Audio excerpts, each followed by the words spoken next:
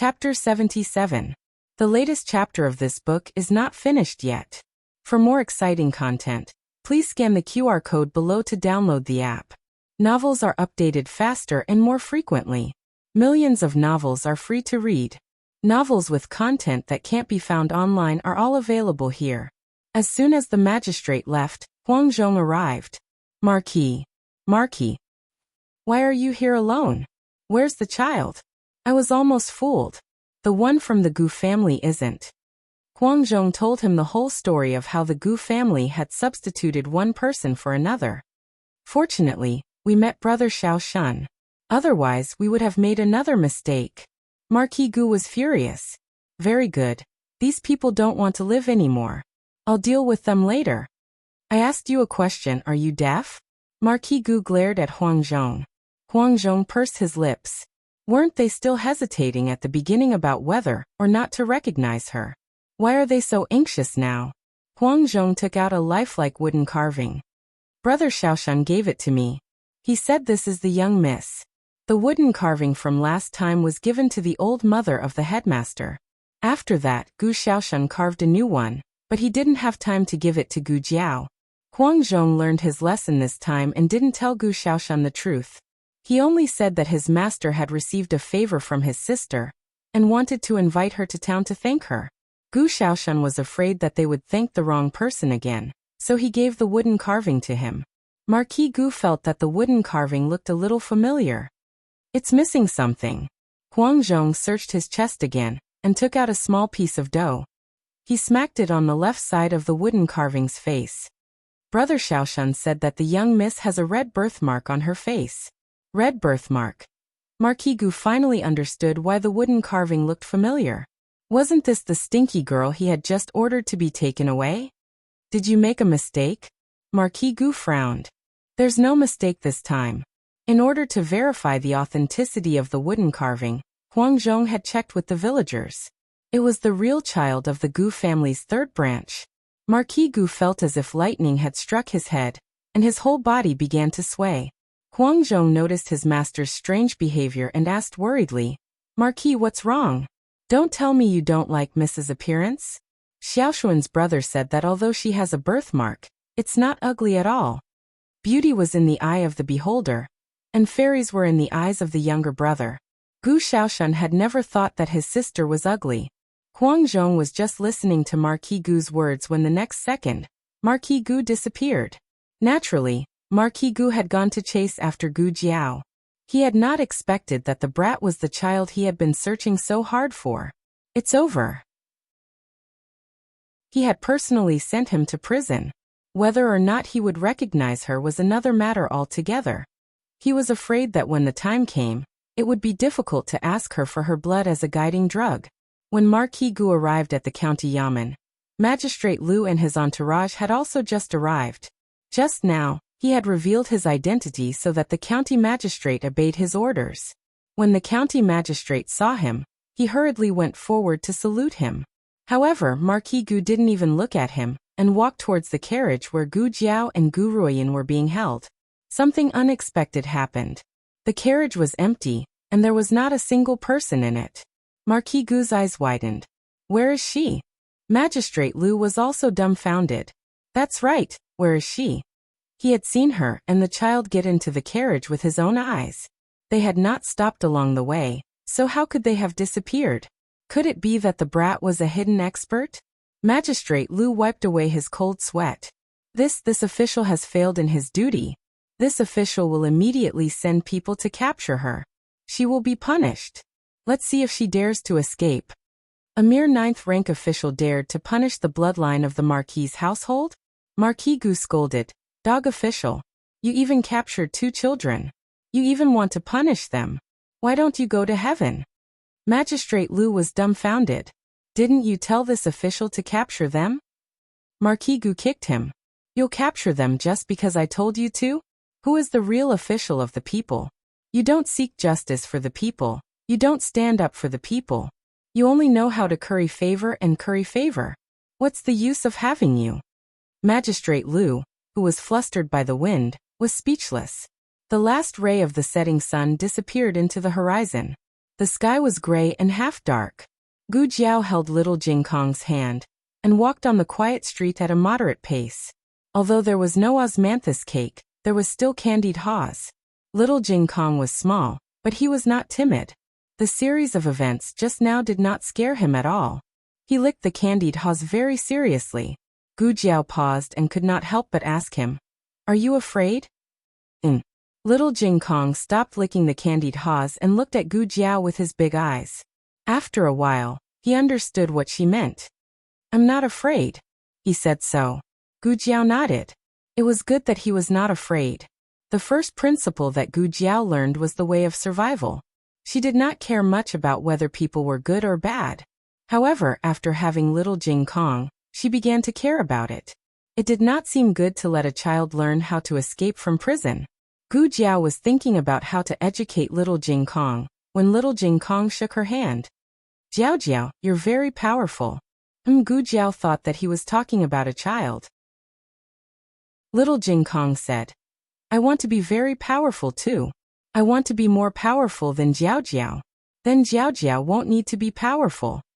Gu Jiao paused and looked at him in confusion. Little Jing Kong raised his head and looked into Gu Jiao's eyes with his clear eyes. "Jiao Jiao must be very hard, right? Master said that powerful people have suffered a lot, and they will continue to suffer a lot in the future." In fact, he did not understand why people had to suffer when they became powerful. Master said that it was because powerful people were destined to go up the mountain.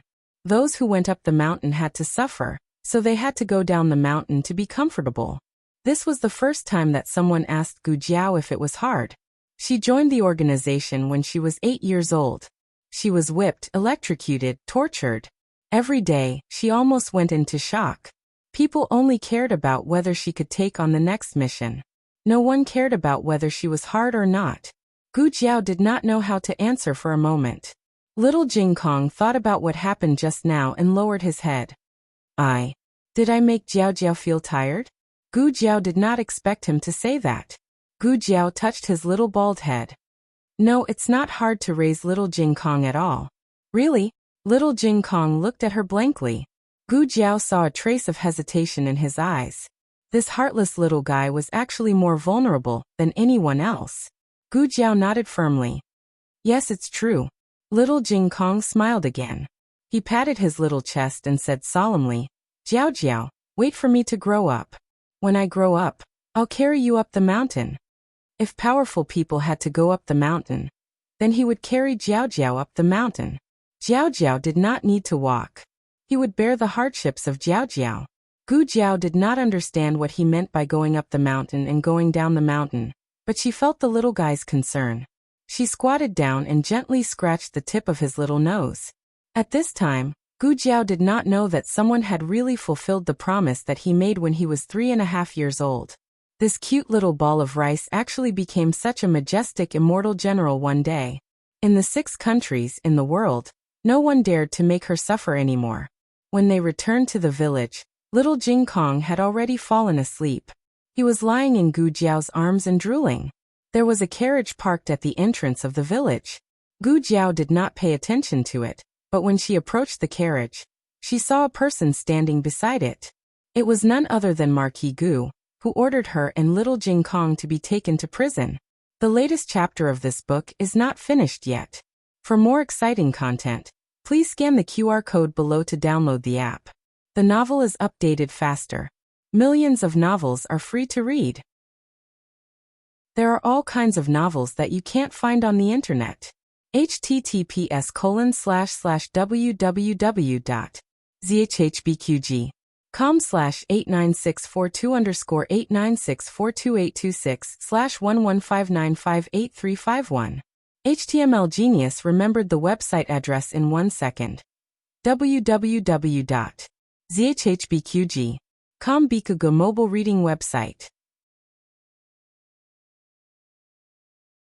Chapter 78. The latest chapter of this book is not finished yet. For more exciting content, please scan the QR code below to download the app. Novels are updated at a faster rate. Millions of novels can be read for free. Novels with connotations that can't be found online can be found here. There was no one beside Marquis Gu except for his guard, Huang Zhong. Gu Jiao ruled out the possibility that he was here to catch her. But if he wasn't here to catch her, why would he be here? Gu Jiao didn't have a good impression of this Marquis, who looked down on commoners like ants. She hugged little Jing Kong tightly and looked at him warily. If he dared to do anything to hurt them, she didn't mind taking his life here. Marquis Gu saw Gu Jiao's hostility. He coughed lightly and said seriously, "I'm not here to catch you. I have no ill intentions." Gu Jiao didn't care about this and continued to look at him warily. Marquis Gu's feelings were very complicated. On one hand, he couldn't accept that this girl who had tricked him time and time again was his long-lost flesh and blood. On the other hand, he couldn't bear to look back on their interactions. But no matter what, since he was here, he had to make things clear. Marquis Gu gave Huang Zhong a look, and Huang Zhong retreated. Marquis Gu flicked his wide sleeves and said, "My surname is Gu. I'm Marquis Ding and of the Hot Spring Villa." Gu Jiao had guessed his identity long ago. When they first met, Gu Jinyu was sitting in his carriage. She recognized Gu Jinyu's voice. It seemed unlikely that there was a second person who could sit in Gu Jinyu's carriage and call himself Marquis.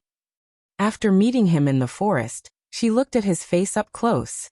It was a face that was very similar to Gu Yan's. If he said that he was not Gu Yan's biological father, she was afraid that she would not believe it. But he didn't say anything and Gu Jiao didn't point it out. Marquis Gu said, "Today's matter." Gu Jiao interrupted him. "If you're here to apologize, there's no need. I don't care." Marquis Gu glared at her.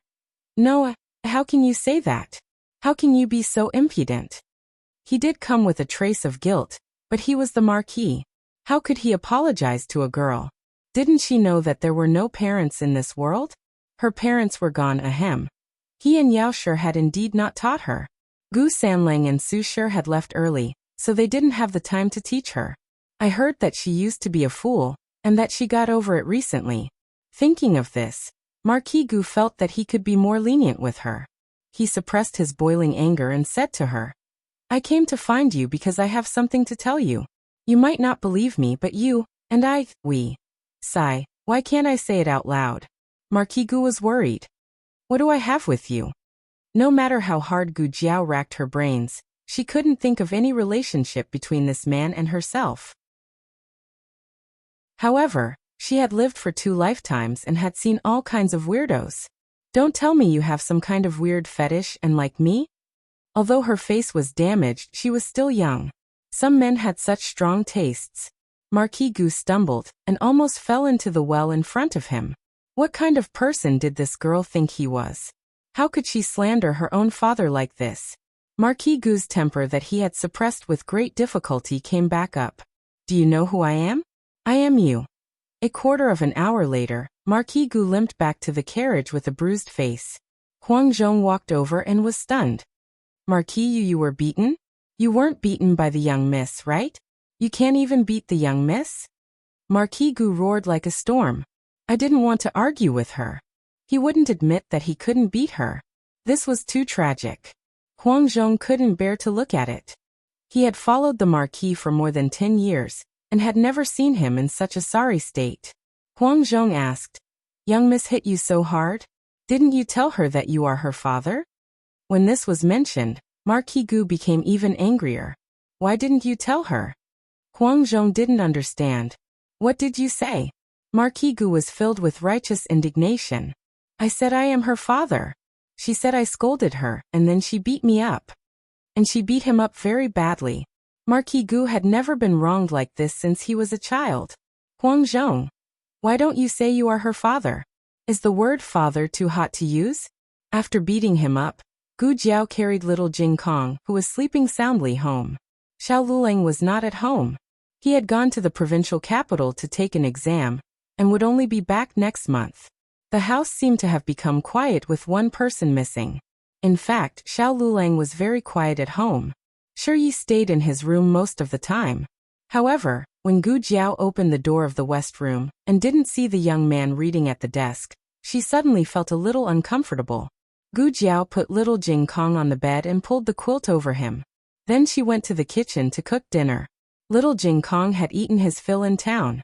Gu Jiao didn't wake him up, and sat in the central room with the old lady to eat. Gu Jiao asked, Xiaoshan didn't come over? Gu Xiaoshan returned to the old house every night after dinner. He said he would stay at the academy for a while. The old lady said as she picked up a piece of braised pork. Without Lulang and little silly girl, the braised pork was no longer delicious. Gu Jiao asked strangely, why did he suddenly go to the academy? The old lady said, I don't know. He left in a hurry. Gu Xiaoshan ruined the Gu family's plans. Gu Zhonghai, his wife, and the Lu matriarch wanted to beat him to death. In order to avoid trouble, he stayed at the academy overnight. The academy didn't allow outsiders to enter. The only Gu family member who could enter was Gu Dashun. The Gu family could let Gu Dashun beat him up if they wanted, but Gu Dashun couldn't beat him. I'll send him some money tomorrow. Gu Jiao was worried that Gu Xiaoshan wouldn't have enough money to eat. I'll give it to him, the old lady said. Where did you get the money? Gu Jiao asked. The old lady was very down and out when she first came to the house. She didn't even have a copper coin, let alone silver. During the new year, Gu Jiao gave her a big red packet, but it was in silver notes. The old lady snorted. Did I tell you for nothing? Gu Jiao was stunned. Did the old lady start a side business at home? The old lady said without changing her expression. And your medicine? Since you don't want it anymore, I'll sell it all.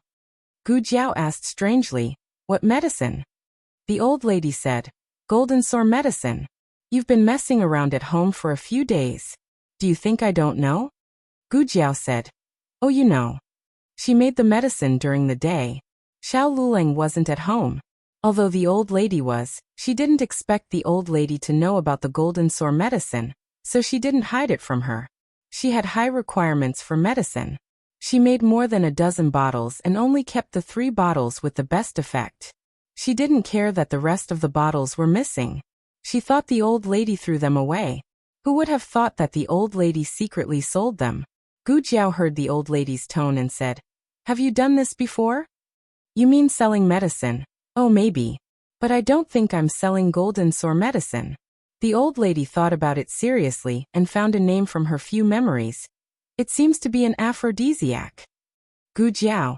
According to later records, the virtuous empress sold aphrodisiac to the imperial concubines and took bribes to control the green head card. The virtuous empress's last words were, don't talk about feelings with me, the emperor. The highest bidder will sleep. Digression. The Virtuous Empress was the title of the Empress Dowager. The latest chapter of this book is not finished yet. For more exciting content, please scan the QR code below to download the app. Novels are updated faster. Millions of novels are free to read. Novels with connotations that can't be found online are all available here. https://www.zhhbqg com/89642_8964286/115928088. HTML Genius memorized this site's address. www.zhhbqg.com Bikugo mobile reading website. Chapter 79. The latest chapter of this book is not finished yet. For more exciting content, please scan the QR code below to download the app. Novels are updated at a faster rate. Millions of novels are read for free. Novels with a deeper meaning that cannot be found online are all available here. After dinner, Gu Jiao tidied up the house and went to the west room to put a blanket over little Jing Kong. Then, she went back to her room to sleep. 2 months had passed since the last time she had a dream. Gu Jiao had not had a dream since then. Unexpectedly, she had a dream again that night. However, she did not dream of Xiao Lulang, but of herself. She dreamed that she had become the daughter of the Gu family and met Gu Jinyu from the hot spring villa. She also dreamed that they had returned to the capital together. She moved into a richly ornamented house. There were more than 10 servants serving her every day. There were also family members who doted on her that she had never met before. The servants respectfully called her Miss Gu. But the good times did not last long. Gu Jinyu was beautiful, demure and elegant. She was educated and well-spoken. On the other hand, she was ugly, uncouth, illiterate and clumsy with her speech. Compared to Gu Jinyu, she was a complete joke. Everyone said that the Gu family had brought back a wild girl from the countryside. The servants started to mock her. The daughters started to distance themselves from her. Even the family members who used to dote on her did not seem to know how to face her.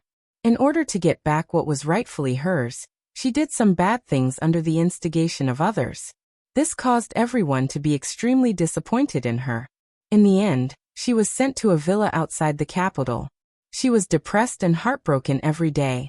Finally, she died of an illness in the cold winter. When Gu Jiao woke up, she wondered why she had such a dream. When she dreamed about Xiao Lulang, she knew that it would happen. However, it was different when it happened to her. It was not because of anything else. It was because the her in the dream was not her at all. She was not ignorant and incompetent, nor was she clumsy with her speech. She did not care about what others thought of her. She would not be jealous of Gu Jinyu. She would not be instigated by others. She would not use those stupid tricks on Gu Jinyu either. If she really wanted to kill someone, she would do it more cleanly than wiping the floor. As for being heartbroken because he couldn't get the love of his family, that was even more ridiculous. So why did she have such a wild dream? Was there something wrong with his brain? On the other hand, Xiao Lulang and Feng Lin's carriage had finally arrived at the prefectural city, Ping City, after a long and arduous journey. They didn't arrive early, and the inns next to the examination hall were all full. They settled for the next best thing, and chosen in one street away. 2 taels of silver for a room was simply asking for a sky-high price. However, there was nothing he could do about it. Who asked the examinees to wait? He could only obediently hand over the silver. When the capital examination was over, the first batch of failed candidates would leave, and the price would drop by half. When the academy envoys were also over, the price would drop by another half. Feng Lin and the coachman ate something unclean on the road and had a stomachache. Luckily, Gu Jiao had prepared some diarrhea medicine. Xiao Lulang was fine, but he was not used to sleeping every night. 2 days later, the capital examination began. The location of the capital examination was at the Ping City Examination Hall. The examinees entered the hall at 5 a.m. Different from the examination documents of the county examination, the examination documents of the capital examination were given to each examinee. The examination documents were called examination documents by the prefectural government. The examinee's name, examination shed, and seat number were written on it. There were 4 examination sheds in the examination hall in Ping City. Sheds were mostly for the top examinees in the county examination, and Xiao Lulang was also in one of them. The big examination shed was divided into numerous small examination rooms. Each examinee had one room. The space was not big, but there was a desk, a cushion, and a narrow wooden bed. Other than the examination documents, the examinees were not allowed to bring in anything else. The examinees' brushes, ink, paper, and inkstone were all provided by the examination hall. In addition, there were also 3 meals a day and a blanket for the night. If the examinees were tired, they could rest at any time. As long as they did not cheat or violate the rules of the examination hall, no one would interfere even if they slept there for 4 days and 4 nights. The capital examination did not have a one-off situation. Therefore, the examinees had to obediently complete the 3 rounds of examination. Other than when they went to the toilet, they were not allowed to leave the examination hall. Once they left, regardless of the situation, they could not return to the examination hall. The first round was on the scriptures. The scriptures for the capital examination required the examinees to know at least 3 scriptures. The classic of filial piety and the Analects of Confucius were a must. The rest of the examinees could choose from the Book of Songs and the Rites of Zhou, and write from memory according to the designated paragraph. This seemed simple, but one had to know that other than the classic of filial piety, which only had 2,369 words, the other 3 scriptures added up to more than 90,000 words. Even if the Rites of Zhou, which had the most words, was removed, there were still more than 50,000 words. The amount of memorization was huge. The number of questions for the scriptures was also very large. The fastest one could finish writing would be in the afternoon. Usually, there would be people handing in their papers one after another at dusk. Xiao Lulang only wrote for an hour before he stopped writing and went to sleep. His paper was covered under the white paper and pressed down with an inkstone. The invigilator was stunned. Was he finished? No, this was impossible. No one could answer so quickly. Unless he had memorized the scriptures so well that he could write without thinking. This was not something that an ordinary genius could do. Who did he think he was? The former young chancellor? The young Marquis of Zhaodu? The invigilator felt that he most likely would not be able to answer, so he simply gave up writing. He was even the county examination's top case examinee. He was really an embarrassment to their county. After the examination, there was a person who came up to collect the papers. He would first paste the name, and then put it into a special box. Even the invigilator was not able to see the paper. When they saw it, the name had already been masked, so they would not know which paper belonged to which examinee. Maybe it was because Xiao Lulang had left a deep impression on the invigilator in the first round. For the next 2 rounds, the invigilator also paid special attention to him. The second round of essays tested the examinee's ability to write. There were not many restrictions on the wording and style of writing. It could be considered the easiest round of the 3 rounds. Xiao Lulang only wrote for an hour before he covered his paper and went to sleep. Can you not give up on yourself like this? Essays are so simple. You don't even know how to write this? How did you become the county examination's top case examinee? Are the examinees of this batch so useless? The last round was an 8-part essay. It took 2 days to complete, which showed how difficult it was. Especially this time, the questions were personally set by Provincial Governor Zhuang from the capital. Provincial Governor Zhuang had taken 2 completely unrelated sentences from the Analects of Confucius.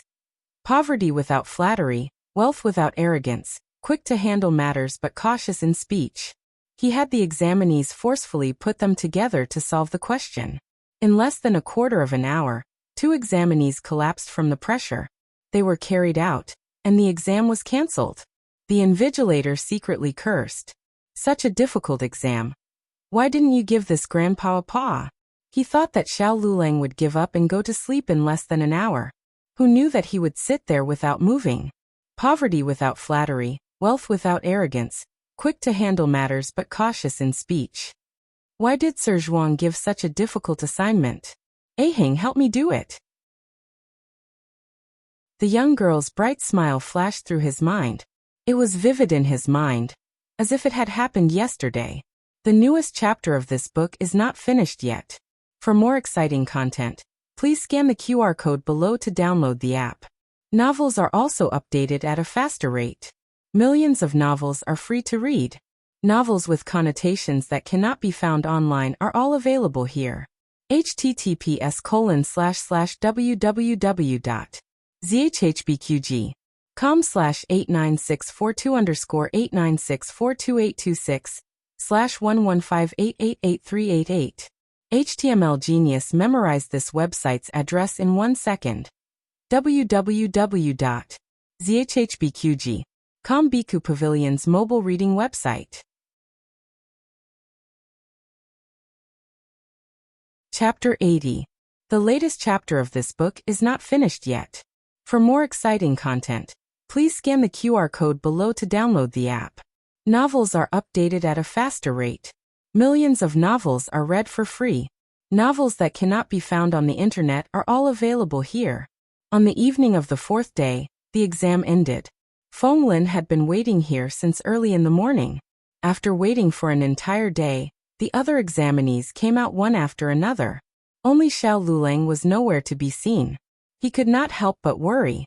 Just as he was wondering if he should ask the people inside, he saw Xiao Lulang come out with a cold expression. Feng Lin hurriedly went up to him and found that his complexion was not good. He asked, "What's wrong? Are you not feeling well? Or did you not do well?" "It's nothing," Xiao Lulang said lightly. Feng Lin heard that his voice was fine and thought that it should not be a problem with his body. He comforted him. "I just heard from the examinees that this time's exam questions were especially difficult. Don't be discouraged, they might not even do as well as you." Let's go back to the inn, Xiao Lulang said as he turned around and walked in the direction of the inn. Feng Lin wanted to say something but stopped. He had never seen Xiao Lulang like this before. Even though he had always been cold, he was not so cold that he did not dare to approach him. Xiao Liulang's body was filled with a chilling aura, as if he would do something terrible in the next second. Lu Lulang, wait for me. Although Feng Lin was afraid, he still gritted his teeth and chased after him. He did not call him Brother Xiao anymore. After all, he was older than Xiao Lulang. The reason he called him Brother Xiao was because Xiao Lulang had saved him. But the two of them had spent New Year's Eve together and had a strong friendship. If he continued to call him Brother Xiao, it would be too distant. Xiao Lulang used his walking stick and did not walk as fast as Feng Lin. Feng Lin caught up with him in a short while. The two of them went back to the inn together. When they passed by a tea house, two middle-aged men wearing brocade clothes walked out. One of them inadvertently glanced at Xiao Lulang. At first, he didn't pay much attention to it, but he suddenly realized something and turned his head to look at Xiao Lulang. At this moment, Xiao Lulang and Feng Lin had already crossed the street and were heading towards the inn on the other side. His eyes followed Xiao Liulang's back until he completely disappeared around the corner. Lord Zhuang, what's wrong? Did you see someone familiar? Do you want me to go and greet them? The person who asked the question was the governor of Pingcheng, surnamed Luo. Zhuang Xianji shook his head. There's no need. He's not an acquaintance of mine. We just look similar. The young marquis was already dead. He had personally dug out the young marquis corpse from the ruins of the directorate. The corpse had already been burned into a charred corpse by the fire. No matter how much time had passed, he would never be able to forget that tragic sight. Or perhaps, they didn't look alike at all, but he was just seeing things. Looking at the young marquis's appearance and talent, it was impossible to find a second person like him in the entire 6 nations. Do you need me to confirm it? Governor Luo saw that Lord Zhuang seemed to be very concerned about the person who had mistaken him for someone else. He couldn't help but suggest that he go and take a look. Zhuang Xianji shook his head again. There's no need. That acquaintance has already passed away. There was no need to confirm if it was a dead person. Xiao Lulang and Feng Lin returned to the inn. As soon as they entered, they heard someone shouting, Feng Duanzi. Feng Lin's hair stood on end. The shadow of his childhood instantly appeared on top of his head. He was no longer the Duanzi from back then. He had lost weight. Feng Lin looked over and saw a scholarly-looking youth rushing down the stairs excitedly. He came to Feng Lin and said with a smile, It's really you, Feng Duanzi. You're good. You've changed so much that I almost couldn't recognize you. Who is he? The youth's gaze landed on Xiao Lulang. Xiao Lulang was even better looking than a girl. People couldn't help but take a few more glances at him. Moreover, he wasn't afraid of being beaten up by Feng Lin. Just now, the youth was first attracted by Xiao Lulang before noticing Feng Lin, who was beside Xiao Lulang. Feng Lin also recognized the youth and said in surprise, Du Ruhan. The youth smiled and patted Feng Lin's shoulder. It's me. It's really you. Feng Lin also smiled and introduced him to Xiao Lulang. Lulang, do you still remember him? Little Tummy. The 3 of us went to private school together when we were young. The youth looked at Xiao Lulang in disbelief. After a while he said to Feng Lin, You must have mistaken him for someone else. He's not Lulang. Feng Lin said with certainty, I'm not mistaken. It's Lulang. The youth looked at Xiao Lulang suspiciously. That little Lulang who moved away after staying for a year? Feng Lin said, Yes, it's him. Less than 2 years after he moved away, your family moved away too. Now that I think about it, we haven't seen each other for more than 10 years. The youth still felt that the other party was not Xiao Lulang. He said to Feng Lin, If I can recognize you, why can't I recognize him? Little Lulang was not that good looking. Actually, Feng Lin did not recognize Xiao Lulang at first glance. It was only when he saw Xiao Liulang's travel permit that he knew that he was his childhood neighbor. In addition, Xiao Lulang had saved his life, so he had no doubts about Xiao Liulang's identity. As for Xiao Lulang not remembering the past, that was normal. It had been more than 10 years. Xiao Lulang was not even 7 years old when he moved away. What could a 6 or 7-year-old kid remember? That kid was very timid when he was young. He always hid behind his mother. Xiao Lulang went upstairs first. The youth and Feng Lin followed behind and whispered. The youth was the one who spoke. Lulang is different now. He is very brave. He even saved me. Feng Lin said. He is different. The youth glanced at Xiao Liulang's back. He felt that the other party had the aura of a young master from the capital. This aura was hard to detect if one had not seen it before. What's wrong with his leg? The youth asked in a bad mood in front of Xiao Lulang. Half a year ago, he was injured while saving me. He is now receiving treatment. Feng Lin said guiltily and asked, speaking of which, where did you go after you moved away? I went to the capital. The youth said. Feng Lin's eyes widened. You went to the capital? It was Feng Lin's dream to go to the capital. Unfortunately, the capital was heavily guarded. For commoners like them, unless they were going to the capital for the exam, it was impossible to get a travel permit to the capital. The youth chuckled. My aunt is a concubine in the capital. She brought our whole family over. Now are you still jealous? Feng Lin did not say anything. The youth laughed. I lied to you. Let's go. The three of them ate dinner together. From the youth, Feng Lin found out that he was studying in a famous academy in the capital. 2 years ago, he passed the exam and was preparing for the provincial exam in August. This time, he was traveling with his uncle to broaden his horizons. Throughout the meal, only the youth and Feng Lin conversed. Xiao Lulang was a man of few words, and did not like to talk to others. This kid was not like this before. After Xiao Lulang returned to the house, the youth pulled Feng Lin aside and whispered. Feng Lin said softly, his mother and brother have passed away. It has not been easy for him these years. Oh! The youth did not say anything else. After a while, he changed the topic. You are going to take the exam this year, right? I will wait for you in the capital. Feng Lin thought for a while and said, I will take the exam with Lulang. The youth pursed his lips. How do you know he will pass? That kid's brain is not good. Have you forgotten that he was scolded by the teacher? Even if he could not remember how Xiao Lulang looked like when he was young, the youth did not forget Xiao Liulang's embarrassing past. He was not stupid. It was just that his reaction time was slower than others. This kind of person could work, but study would be difficult. Feng Lin said seriously, Lulang is different now. He passed the county exam and this time. Although the questions are difficult, I believe he will pass the exam. The youth laughed evilly. Let's make a bet. He will not pass. Feng Lin decisively asked him to leave. No one could look down on Xiao Lulang, not even his childhood friends. After being chased out of the inn by Feng Lin, the young man no longer had the mood to stroll around. Bored, he returned to the governor's office. When the guards saw him, they respectfully opened the door for him. As soon as he stepped into the courtyard, he was stopped in his tracks by a stern voice. Where have you been? Why are you back so late? The young man turned around embarrassedly, smiled and said, Hello, uncle. Didn't you go to mark the exam papers? How did you finish so quickly? Provincial Governor Zhuang sternly said. Don't change the topic. I'm asking you, where have you been? The youth laughed dryly.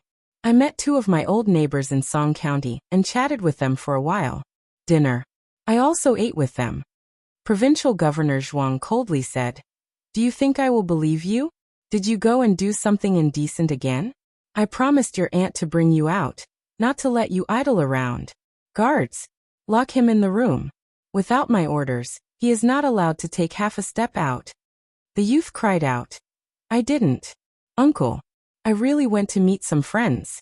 They are staying at Yuelian. One of them is called Feng Lin. The other is called Xiao Lulang. Xiao Lulang is this year's examinee. He just finished your perverted exam questions today. His face turned green. If you don't believe me, you can send someone to check. The latest chapter of this book is not finished yet. For more exciting content, please scan the QR code below to download the app. Novels are updated at a faster rate. Millions of novels are free to read. Novels with content that can't be found online are all available here. https://www.zhhbqg.com/89642_8964226/115852814. HTML Genius memorized this website's address in 1 second. www.zhhbqg.com Bikugo mobile reading website.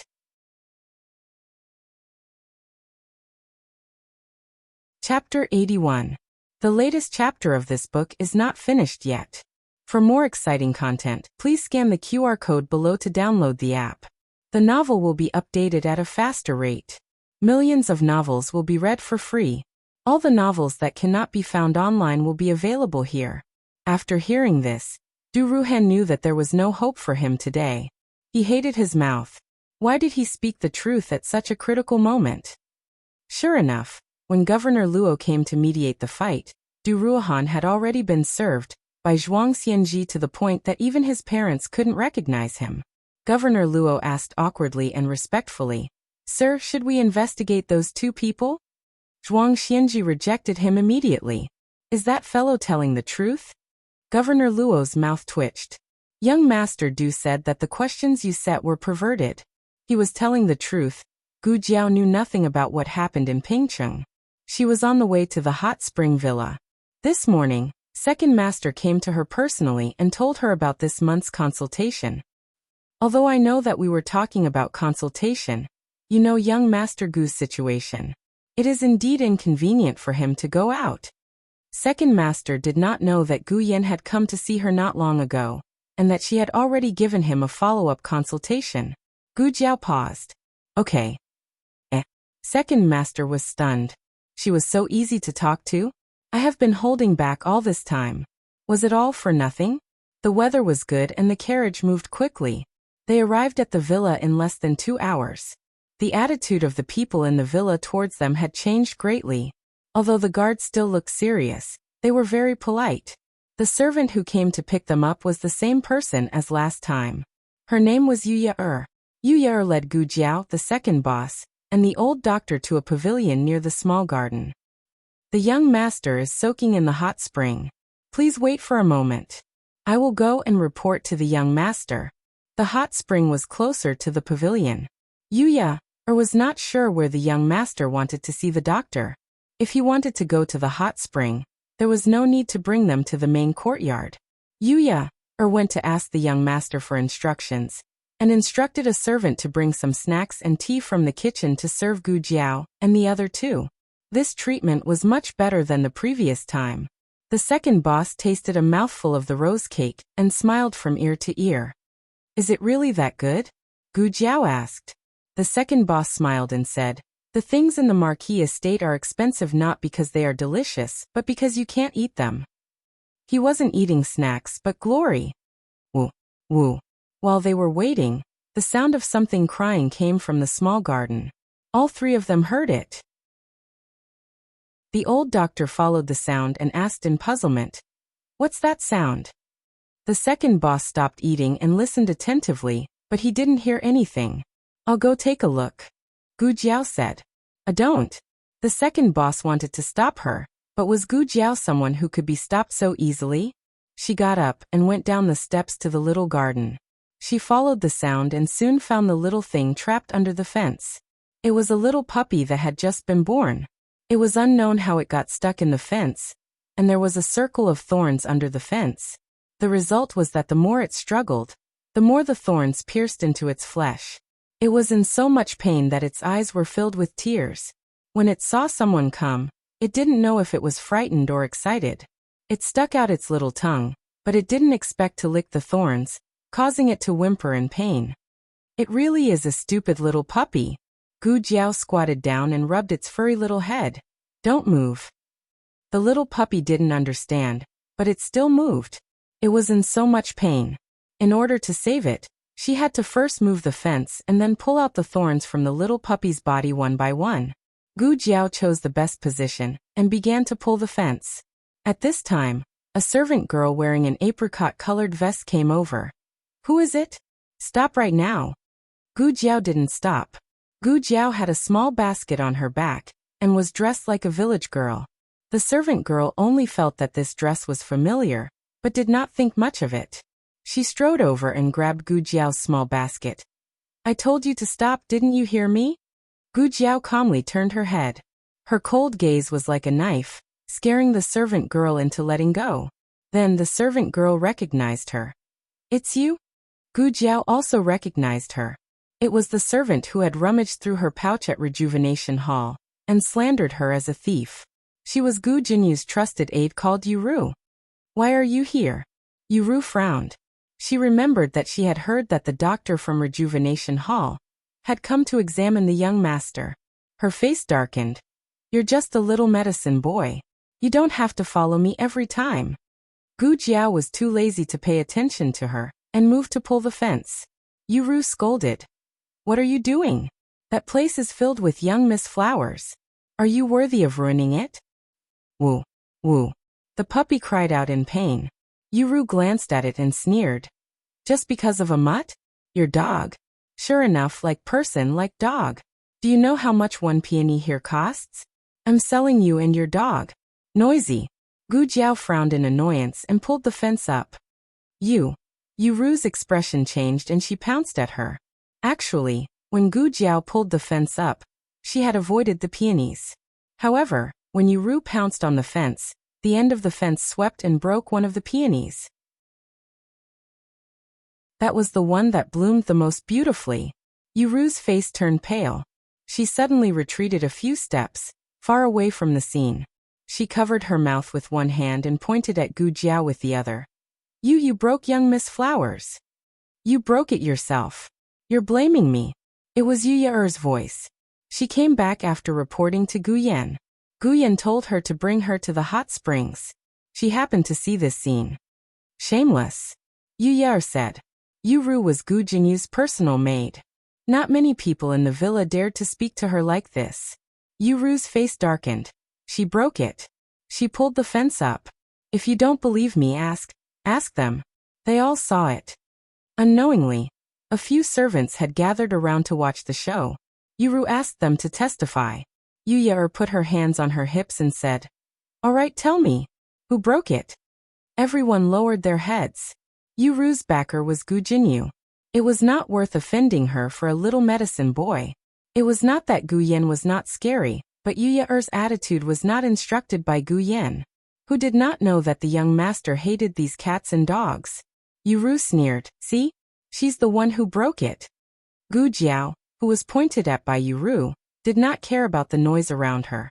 She removed the thorns on the puppy's body and wrapped it in a clean handkerchief. The handkerchief was soon dyed red by the puppy's blood. Woo-woo.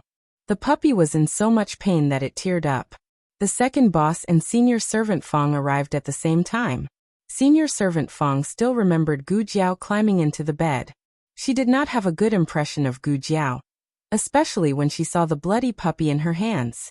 She became even more impatient. Why aren't you throwing it out? These words were not only directed at Gu Jiao, but also at the second boss. The second boss knew that Gu Jiao would not throw it out. Give it to me. I'll put it in the carriage. The second boss reached out to take the puppy. However, Gu Jiao did not give it to him. The second boss face-bombed. The little girl was amenable to coaxing but not coercion. Couldn't she talk nicely? Did she have to be fierce to her?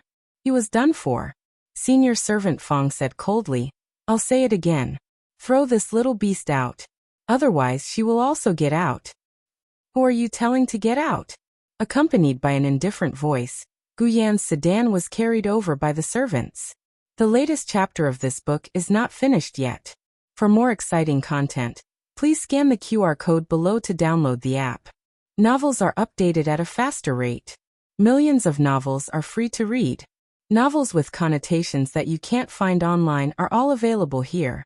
https://www.zhbqg.com/89642_8964286/115817904. HTML Genius memorized this website's address in 1 second. www.zhbqg.com Biku Pavilion's mobile reading website.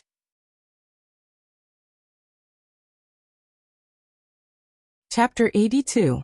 The latest chapter of this book is not finished yet. For more exciting content, please scan the QR code below to download the app. Novels are updated at a faster rate. Millions of novels are free to read. Novels with content that can't be found online are all available here. Young Master. Nanny Fong and everyone hurriedly bowed to Gu Yan. The second master also cupped his hands and bowed. The social hierarchy in Zhao country was strict.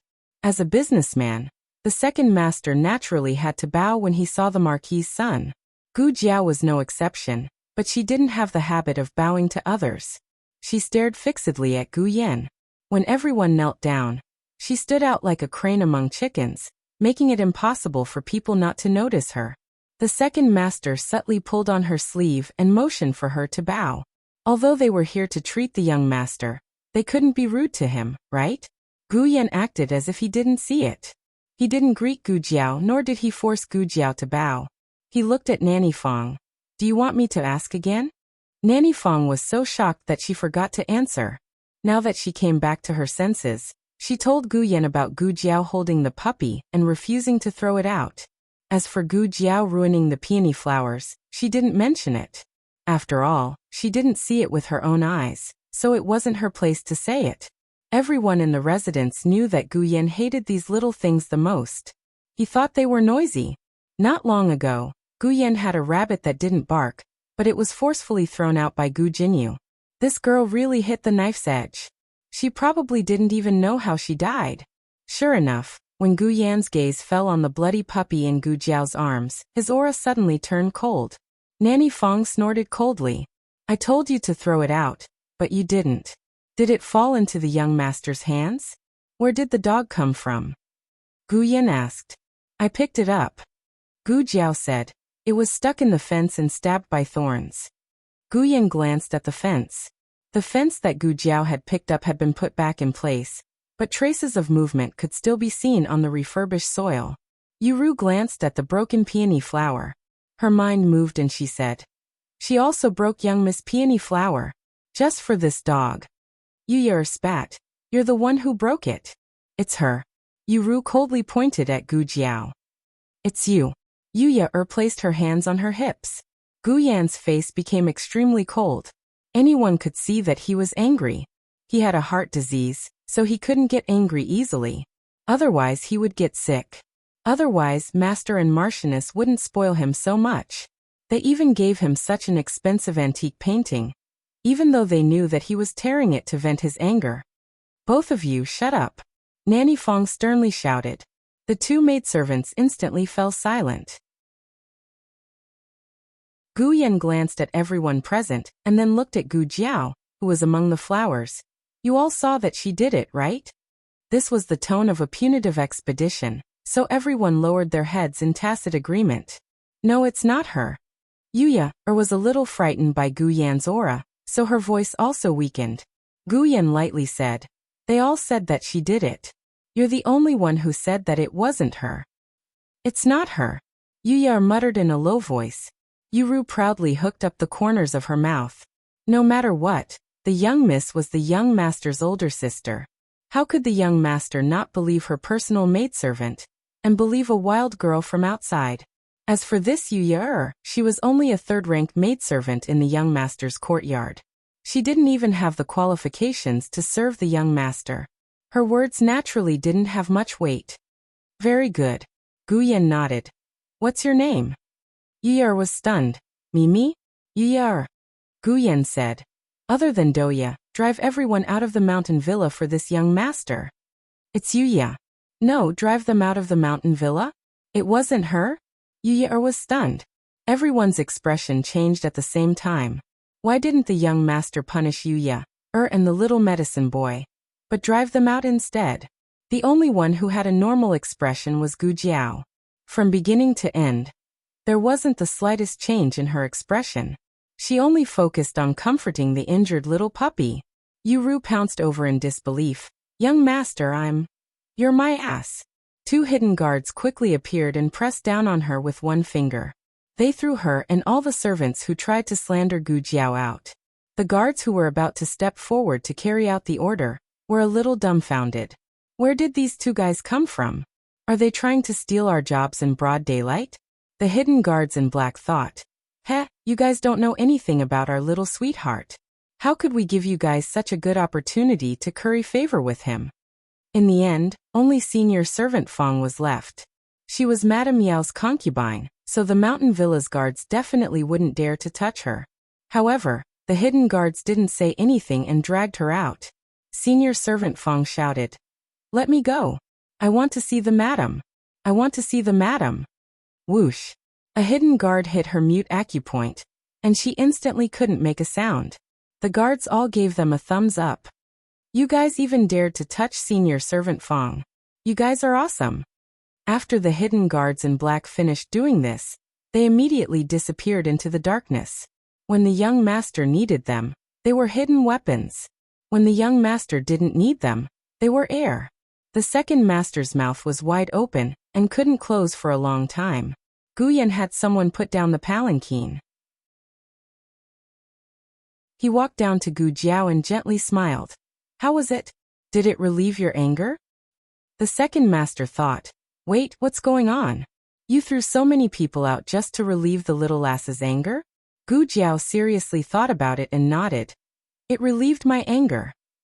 Gu Yan's smile became even wider. He was born handsome, so when he smiled, even the spring scenery in the garden was overshadowed. It lost a lot of blood. Is it seriously injured? Gu Yan looked at the little puppy in her arms and asked. Yes, I need to find a place to stop the bleeding. You can come to my courtyard. Gu Yan brought Gu Jiao back to his room. Doya, bring a clean mattress over. It's Yuya. Yuya, put her hands on her hips and roared in her heart. Yuya, took the small mattress to Gu Yan's room with a dark face and spread it on Gu Yan's desk.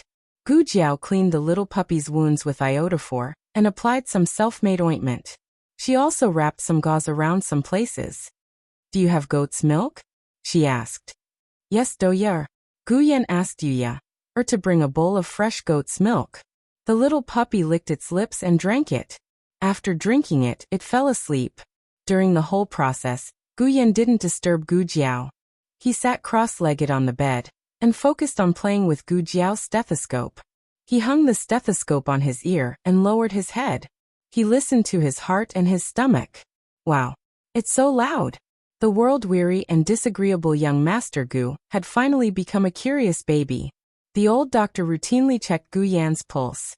Gu Yan was very cooperative with the old doctor. His attitude was so good that the old doctor was flattered. Gu Yan's pulse also surprised the old doctor. Of course, there was still a lot of difference compared to a normal person, but compared to his past, it was a great improvement. Digression, it will be published tomorrow. The update will be at noon. The latest chapter of this book is not finished yet. For more exciting content, please scan the QR code below to download the app. The novel will be updated even faster. Millions of novels will be read for free. Novels with connotations that can't be found on the internet can be found here. https://www.zhbqg.com/896422_896428226/115785229. HTML Genius memorized the website address in 1 second. www.zhbqg.com Bikugo mobile reading website.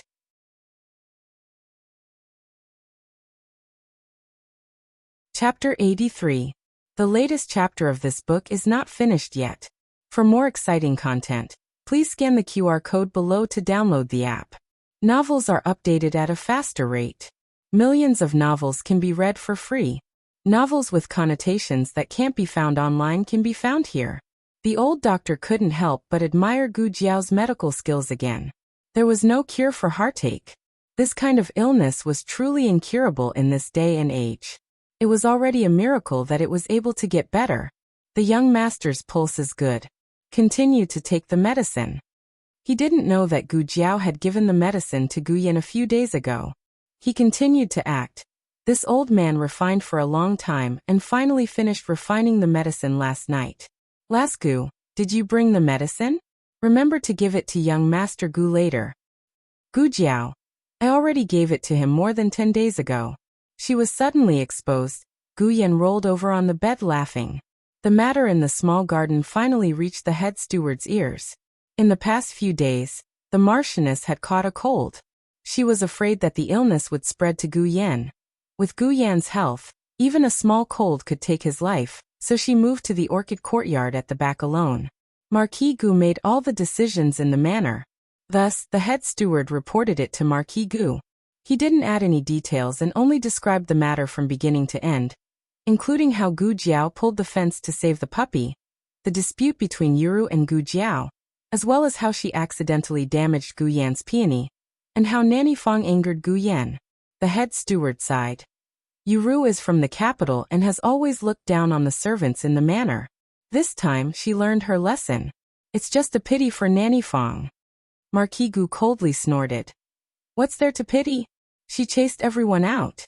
I think she's been a steward for too long and forgot that she's just a servant. Whether or not he recognized that child wasn't someone that a lowly servant could bully. The head steward was a bit confused. What's wrong with being a servant? Isn't that still a higher status than the little medicine boy? What's more, Nanny Fong is the Marchioness's concubine, and the Marquis has always thought highly of her. Why did he suddenly say such harsh words? Marquis Gu asked. Aren't they coming in the afternoon? Brought forward? Why didn't anyone report this to me? The post said it was in the afternoon. The second boss planned to come in the afternoon, but he didn't expect Gu Jiao to be so straightforward and leave in the morning. Generally, the doctors among the people would not be able to see the Marquis. At most, they would kowtow to the Marquis after the treatment to get a chance to show their faces. Therefore, the steward did not report to the Marquis in advance. Since senior servant Fong had been scolded, the head steward naturally didn't dare to shirk the responsibility. It's this servant's fault. Please forgive me, Marquis. Where is he? Marquis Gu asked. I think they went to the young master's courtyard. The young master really thought too highly of the people from Huichun Hall. Even if those servants did something wrong, there was no need to drive out senior servant Fong and Yuru, right? If the Marquis and the young miss knew about this, wouldn't they be in trouble? This Marquis will go and take a look, Marquis Gu said and stood up from the chair. Marquis, the head steward called out to him. Those people outside, how should we deal with them? Marquis Gu pondered for a moment. Leave senior servant Fong and send the rest away. Senior servant Fong was Madame Yao's escort. If he sent her away, it would be hard to explain to Madame Yao. His son could drive people out, but he couldn't not bring them back. It was hard to be a father, but it was even harder to be a husband. Moreover, other than having a somewhat annoying personality, senior servant Fong didn't have any bad intentions. She was very loyal to Madame Yao and did her job well. Should we send Miss Yuru away as well? The head steward asked. Marquis Gu coldly said. Shouldn't we send away this kind of condescending maidservant who framed others for the new year? Will you take responsibility if she leads Jinyu astray? The head steward hurriedly responded.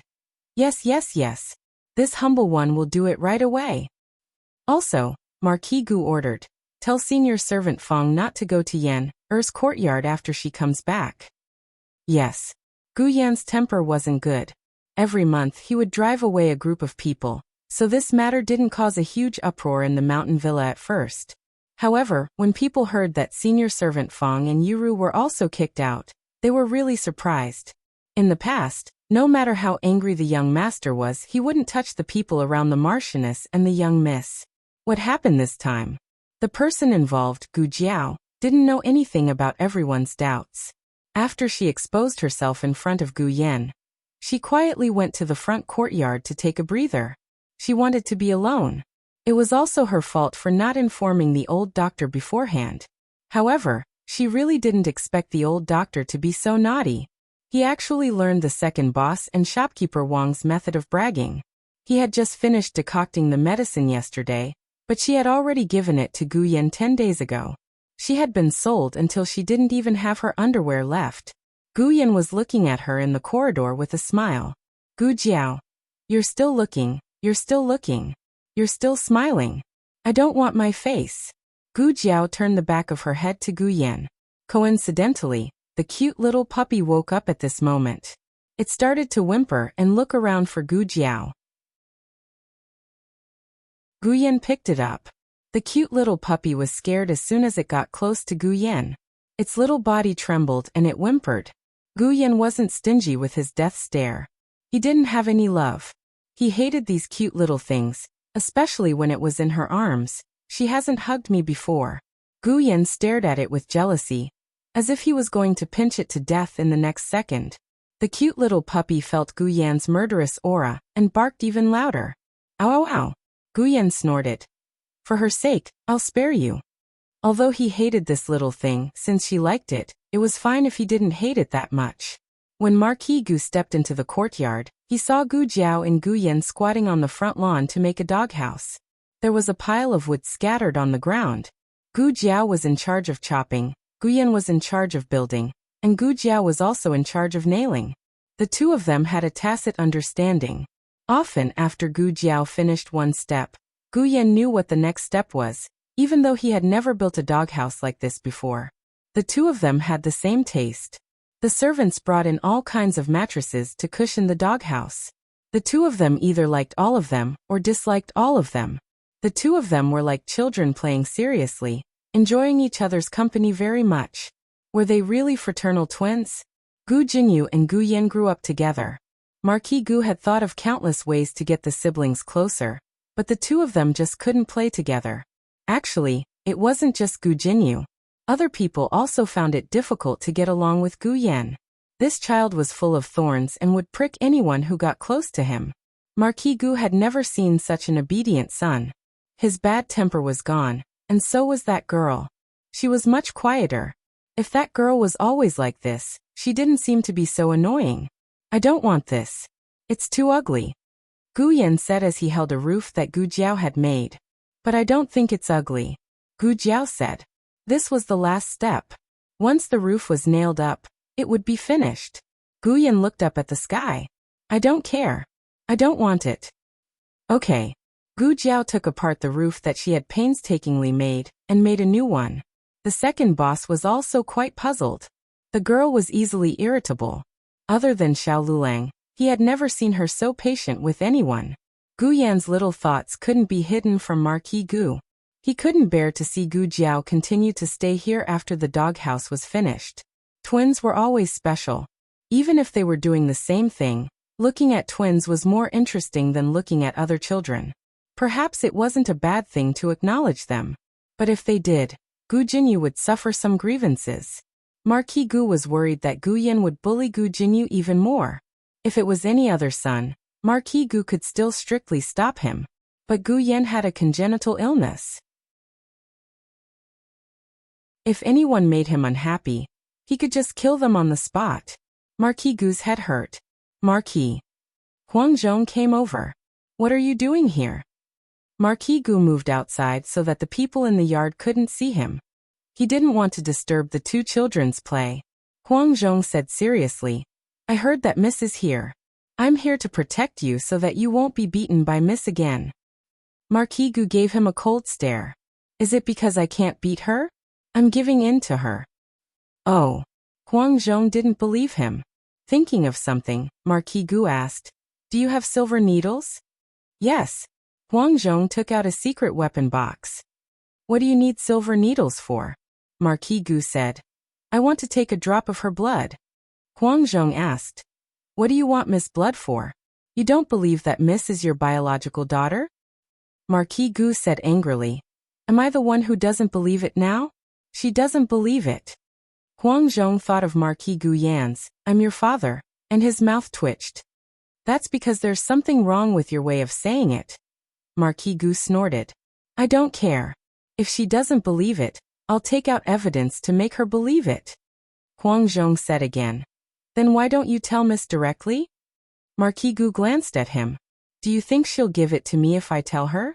Huang Zhong. She won't. But isn't it too much to prick Miss with needles? Why don't you prick her? Marquis Gu looked coldly at Huang Zhong.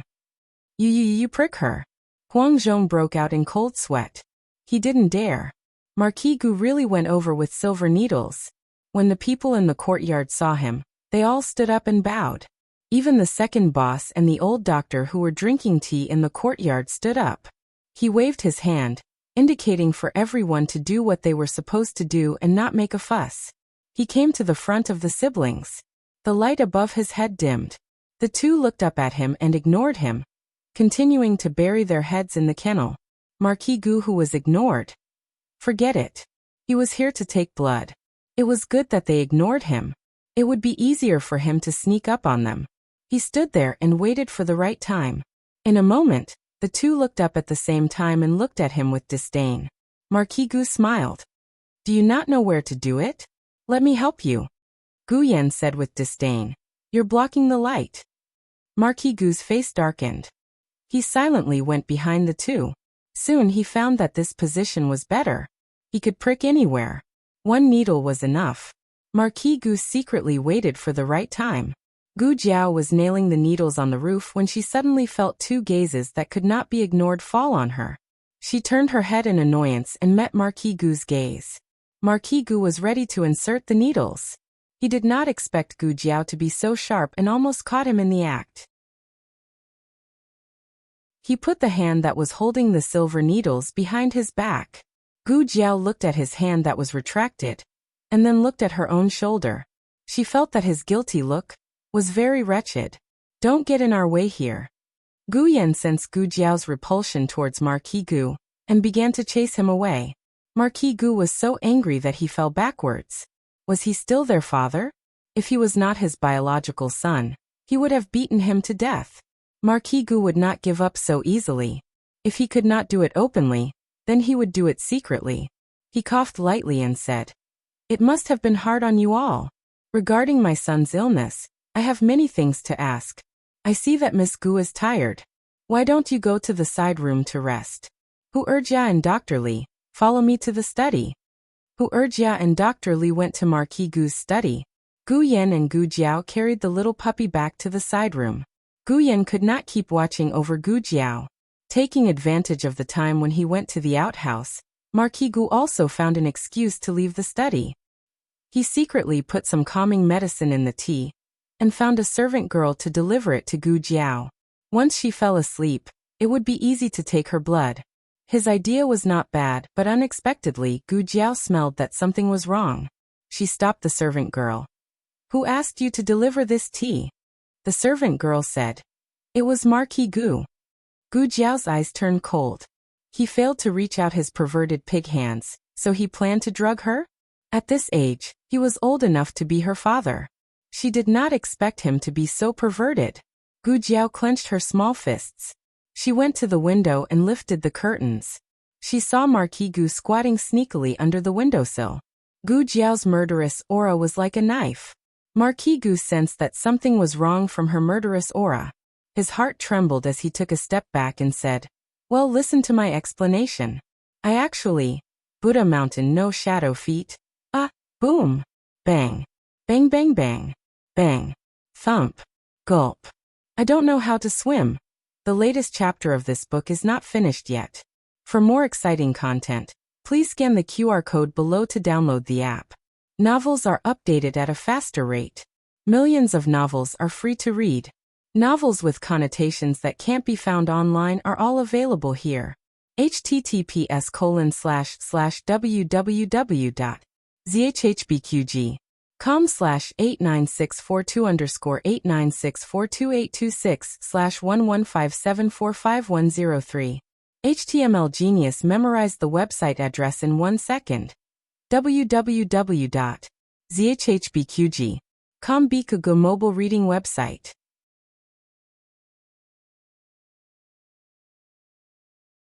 Chapter 84. The latest chapter of this book is not finished yet. For more exciting content, please scan the QR code below to download the app. Novels are updated at a faster rate. Millions of novels are free to read. Novels with content that can't be found online are all available here. Huang Zhong found his master on a large tree about 100 steps away from the courtyard. Marquis Gu had been scooped up by Gu Jiao and hung on a large tree branch. It was like hanging a wet shirt. There wasn't a dry spot on his body, and it was dripping with water. When Huang Zhong saw him, he was shocked. Luckily, it was broad daylight. If it was nighttime, he might have thought that he had seen a ghost. Marquis, why did you hang yourself on a tree? Did I do it? It was that audacious girl. And why is your face swollen? It was still that girl. Every time he saw that girl, nothing good would happen. There wasn't a single part of his body that wasn't swollen. He finally realized that the girl was here to jinx him. I don't want to acknowledge her back. Gu Jiao bid farewell to Gu Yan. Gu Yan was very reluctant, but Gu Jiao promised that she would come for a follow-up examination very soon. Only then did he reluctantly let Gu Jiao go. He and Gu Jiao sat in his sedan chair together and sent Gu Jiao to the carriage. This action once again shocked the group of servants, causing their jaws to drop. One had to know that Gu Yan's sedan chair was his absolute private territory. Once, the young Gu Yan climbed in out of curiosity and was kicked down by Gu Yan. I'll let you sit in it next time, Gu Yan said to Gu Jiao. Gu Jiao nodded. Okay. After Gu Jiao left the hot spring villa, she didn't immediately return to town. Instead, she went to Principal Li's house. Principal Li was at the academy, so there was only old Madam Li and the servants at home. Old Madam Li wasn't awake much in a day. It was said that sometimes she didn't even recognize Principal Li. But she seemed to recognize Gu Jiao and gave Gu Jiao a big handful of candies with a smile. Gu Jiao checked her body. She was fine, but she was old. Her memory was deteriorating and her body was aging. Gu Jiao left a basket of fresh goods for her. She noticed that old Madam Li was drooling at a mulberry tree outside the wall. Gu Jiao went out of the courtyard and planned to pick some mulberries for old Madam Li. But when she got closer, she realized that the mulberry tree wasn't wild on the side of the road. It was planted in the courtyard next door. Because the tree crown was so tall, it poked out of the wall of her house. Gu Jiao thought for a moment, then walked over and knocked on the door. Who is it? Accompanied by a low cough, the vermilion door was pulled open. The one who opened the door was a lady with an elegant temperament. Gu Jiao recognized her at first glance. She also recognized Gu Jiao. She used a handkerchief to cover her mouth and gently coughed. She then revealed a faint smile. Miss, it's you. Gu Jiao was stunned. She had come to pick mulberries. How did she run into the madam of the temple? Madam, you live so far away? To go from here to the temple to burn incense. It was not an exaggeration to say that it was a long journey. My surname is Gu. Yaoshi gently said. Gu. Was there a second rich and powerful Gu family in this world? The answer was no. Gu Jiao quickly guessed her identity, but she did not say that she was the Marchioness. Gu Jiao did not point it out. Yaoshi invited Gu Jiao in. She had been sunbathing in the courtyard. She had a rattan chair and a table. She pointed at the wooden stool and said, sit. Gu Jiao sat down. She found that there was not a single servant in the courtyard. Yaoshi saw her confusion and said with a smile, I wanted to be alone for a while, so I had them go to the front yard. This is the backyard. Does Miss also live nearby? Gu Jiao said, I was passing by and saw that the mulberries were delicious, so I wanted to come in and ask. Did I disturb Madame Gu? There's no such thing. Yaoshi was very happy to see Gu Jiao. She did not know why. I'll have someone pick them for you. Yaoshi called over a servant to pick mulberries for Gu Jiao. She pulled Gu Jiao into the courtyard and said, I still do not know Miss' name. Gu Jiao. Gu Jiao said. Yaoshi smiled in surprise. Your surname is also Gu? 500 years ago, we were family. Gu Yan had also said this before. It was no wonder they were mother and son. Yaoshi's situation was not very good. After saying a few words, she began to cough violently. Gu Jiao looked at her pale face and paused. She then said, Madam Gu, if you don't mind, can I take your pulse? Miss Gu is proficient in the art of medicine? I know a bit. Yaoshi smiled and reached out to place her hand on the table. The servant finished picking a basket full of mulberries and came over to ask Yaoshi to take a look. Yaoshi waved her hand to indicate for her to leave. The servant gently placed the mulberries on the table and left.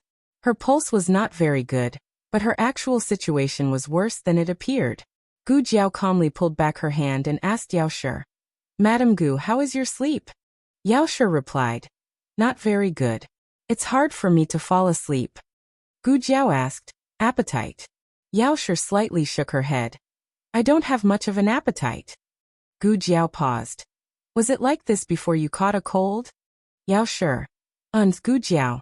How long has it been? Yao Shi. I don't remember the exact time. In short, it's been a long time.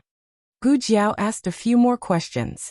In truth, the imperial physicians had also asked her, but Yao Shi did not want to open her heart. Every time, she would answer half-heartedly. Yao Shi trusted Gu Jiao a lot, and answered all of her questions truthfully. Gu Jiao then said, Madam Gu, you've seen a physician before, right? What did they say? Yao Shi bitterly smiled. They said that I was overly worried and told me to relax and not think too much. They also prescribed medicine. But it didn't have much effect, so I stopped eating it after that. That was it. The physician had said that she was overly worried. In her previous life, it would be called depression. But at the same time, she also had hysteria. Once it flared up, it would be very dangerous. Gu Jiao took out 2 boxes of antidepressants from her medicine box and replaced them with a porcelain bottle. Yao Shi sat across from Gu Jiao. She only saw the lid of the medicine box and did not see what Gu Jiao had done. Gu Jiao handed the porcelain bottle to Yao Shi and told her how to use it. She then reminded her, Madam Gu, you must take this medicine. Only then will you get better. If the imperial physician's medicine had no effect, how could the medicine handed over by a young girl have any effect? But the young girl had worked for a long time, so Yao Shi could not bear to refuse her good intentions. She took the medicine and smiled. All right. Gu Jiao seriously looked into her eyes. You cannot throw away the medicine. You must promise me that you will take the medicine on time. Yao Shi had not seen such sincere eyes in a long time. The people that wanted to cure her were not curing her. They were curing the madam of the Marquis Manor. If she was not the Marquis wife, no one would even look at her. But the young girl in front of her was someone that truly wanted to cure her. Yao Shi wanted to pay Gu Jiao for her treatment. Gu Jiao shook the mulberries in her basket. Yao Shi smiled. However, Gu Jiao had indeed asked Yao Shi for some extra money for her treatment, but it was not money. Instead, it was pastries that she had personally made. Yao Shi was very happy. She had not been this happy in a long time. Every time she saw her, she was always lucky. If she was not being saved, she was being cured. This girl, was she her lucky star? Perhaps it was because they were the same age, but Yao Shi quickly thought of Gu Jinyu. Although they were mother and daughter, her relationship with Jinyu was not as close as her relationship with Gu Yan. Even if Gu Yan had a sour face all day, she could still feel Gu Yan's need for her. She stayed in the villa and let Gu Yan go to the capital. Gu Yan would not do that, but Jinyu could easily leave. She seemed to yearn for the prosperity of the capital and the liveliness of the Marquis Manor. This did not mean that Jinyu did not love her as a mother, but she was not the only mother in Jinyu's world. Without her, Jinyu could still live well. She thought that this might be a good thing. After all, if one day Gu Yan was no longer around, she did not want to live. At least she did not have to worry about Jinyu. On the way back, Gu Jiao asked the second master about the Marquis Manor. What are you referring to? The second master asked. The Marquis's wife. Gu Jiao said. Asking about the Marquis's wife was not strange. After all, they had already met 3 of the masters of the hot spring villa. There was only the Marquis that they had never met before. The second master did not feel that Gu Jiao had any motives. He thought for a bit, then said, That Marquis's surname seems to be Yao. Speaking of which, there is a story. She is Marquis Ding An's second wife. Her family declined, and her father had an idle position in the Ministry of Revenue. It is said that he offended someone and in the end, he could not even keep his idle position. She and the previous Marquis's wife were close friends. Before the previous Marquis's wife passed away, she went to visit her a few times. There were rumors in the capital that she took advantage of the previous Marquis's illness to hook up with Marquis Ding, and Gu Jiao frowned slightly. She did not seem like this kind of person. The second master continued. The truth is that she never even met Marquis Ding in the Marquis Manor. How do you know? Gu Jiao asked. The second master faintly smiled. Our Huichun Hall has some reputation in the capital. The imperial physician that treated the previous marquis's wife had some dealings with my family. However, the previous marquis's wife had indeed asked Yao Shi to take care of her children. Gu Jiao asked. The previous marquis's wife had children? The second master said. That's right. She had 3 sons. The last 2 were twins. The previous marquis's wife had the idea of letting Yao Shi be Marquis Ding and second wife. Unfortunately, Yao Shi did not agree. Yao Shi personally refused. The imperial physician was brewing medicine in the back and heard everything. But after going around in circles, Marquis Ding finally met Yao Shi and took a liking to her. Marquis Ding directly proposed marriage to the Yao family, and the Yao family agreed without another word. You should be able to guess what happened after that. All sorts of rumors began to slander Yao Shi in the capital. The marquis's wife has been staying at the hot spring villa for the past few years. First, it was to accompany Gu Yan in his recovery. Second, it was because she was not at ease in the capital. Marquis Ding did not have much affection for his first wife. On the contrary, he doted on Yao Shi. With Yao Shi's background, she was not qualified to be his second wife. It was he who insisted on marrying Yao Shi. But the more he doted on Yao Shi, the more people felt that Yao Shi was a fox. In reality, the second master had seen Yao Shi once. She was a woman without any schemes. Her eyes were as clean as the bottom of a lake. If she was a fox, then there was no one else in the world who was not. 10 days after the end of the capital examination, the government released the results. The examinees all headed to the government office early in the morning to see if they had passed the examination. The number of people admitted to the capital examination was very limited. Out of the hundreds of examinees, only 50 were admitted. They were divided into 2 grades, A and B. There were 10 people in a grade and the rest were in B grade. Feng Lin was woken up by Du Ruohan. Du Ruohan had slipped out of the governor's manor before the sun rose. Feng Lin, quickly get up. You lost money. Du Ruohan made a one-sided bet with Feng Lin. He bet that Xiao Lulang would not pass the examination. The bet was 10 taels of silver. Feng Lin yawned as he opened the door. I haven't eaten breakfast yet. Du Ruohan immediately stuffed a big meat bun into his mouth and pulled him downstairs. Feng Lin took the bun. Lulang also hasn't eaten yet, Du Ruohan said. All right. He has hands and feet. Don't tell me he will starve to death. Du Ruohan pulled Feng Lin to the entrance of the government office without any explanation. There were already many examinees standing there, surrounding the notice board so tightly that not even a drop of water could trickle through. Du Ruohan used a Herculean effort to pull Feng Lin to the innermost part. In Du Ruohan's view, the chances of a fool like Xiao Lulang passing the examination were really not high. Wait for the money, Feng Xiaodun. I'm not Feng Xiaodun. I also didn't. Halfway through his words, Feng Lin's gaze landed on the eye-catching name that no one could ignore. He suddenly choked and pointed at the list. You look. Du Ruohan looked in the direction of his finger. In a rather eye-catching position, he saw a name.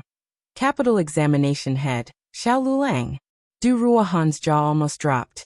It can't be? That fellow actually passed? And he's even the examination head? How is that possible? What happened to the promised little fool? The fellow who couldn't even finish memorizing the 3-character classic actually became the capital examination head? The capital examination head was much more difficult than the county examination head. It wasn't even on the same level. Furthermore, the examination question this time was set by his perverted uncle. That made it even more difficult for others to even begin with. Feng Lin stretched out his hand. Du Ruohan. What? Feng Lin.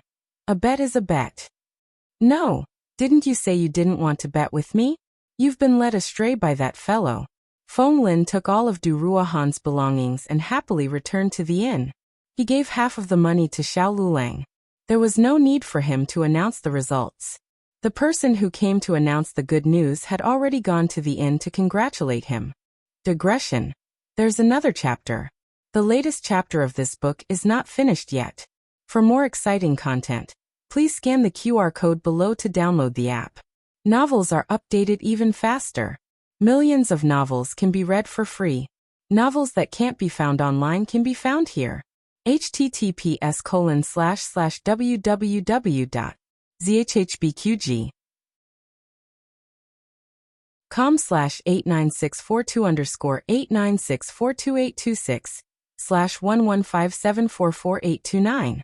HTML Genius memorized this website's address in 1 second. www.zhbqg.com Bikugo mobile reading website.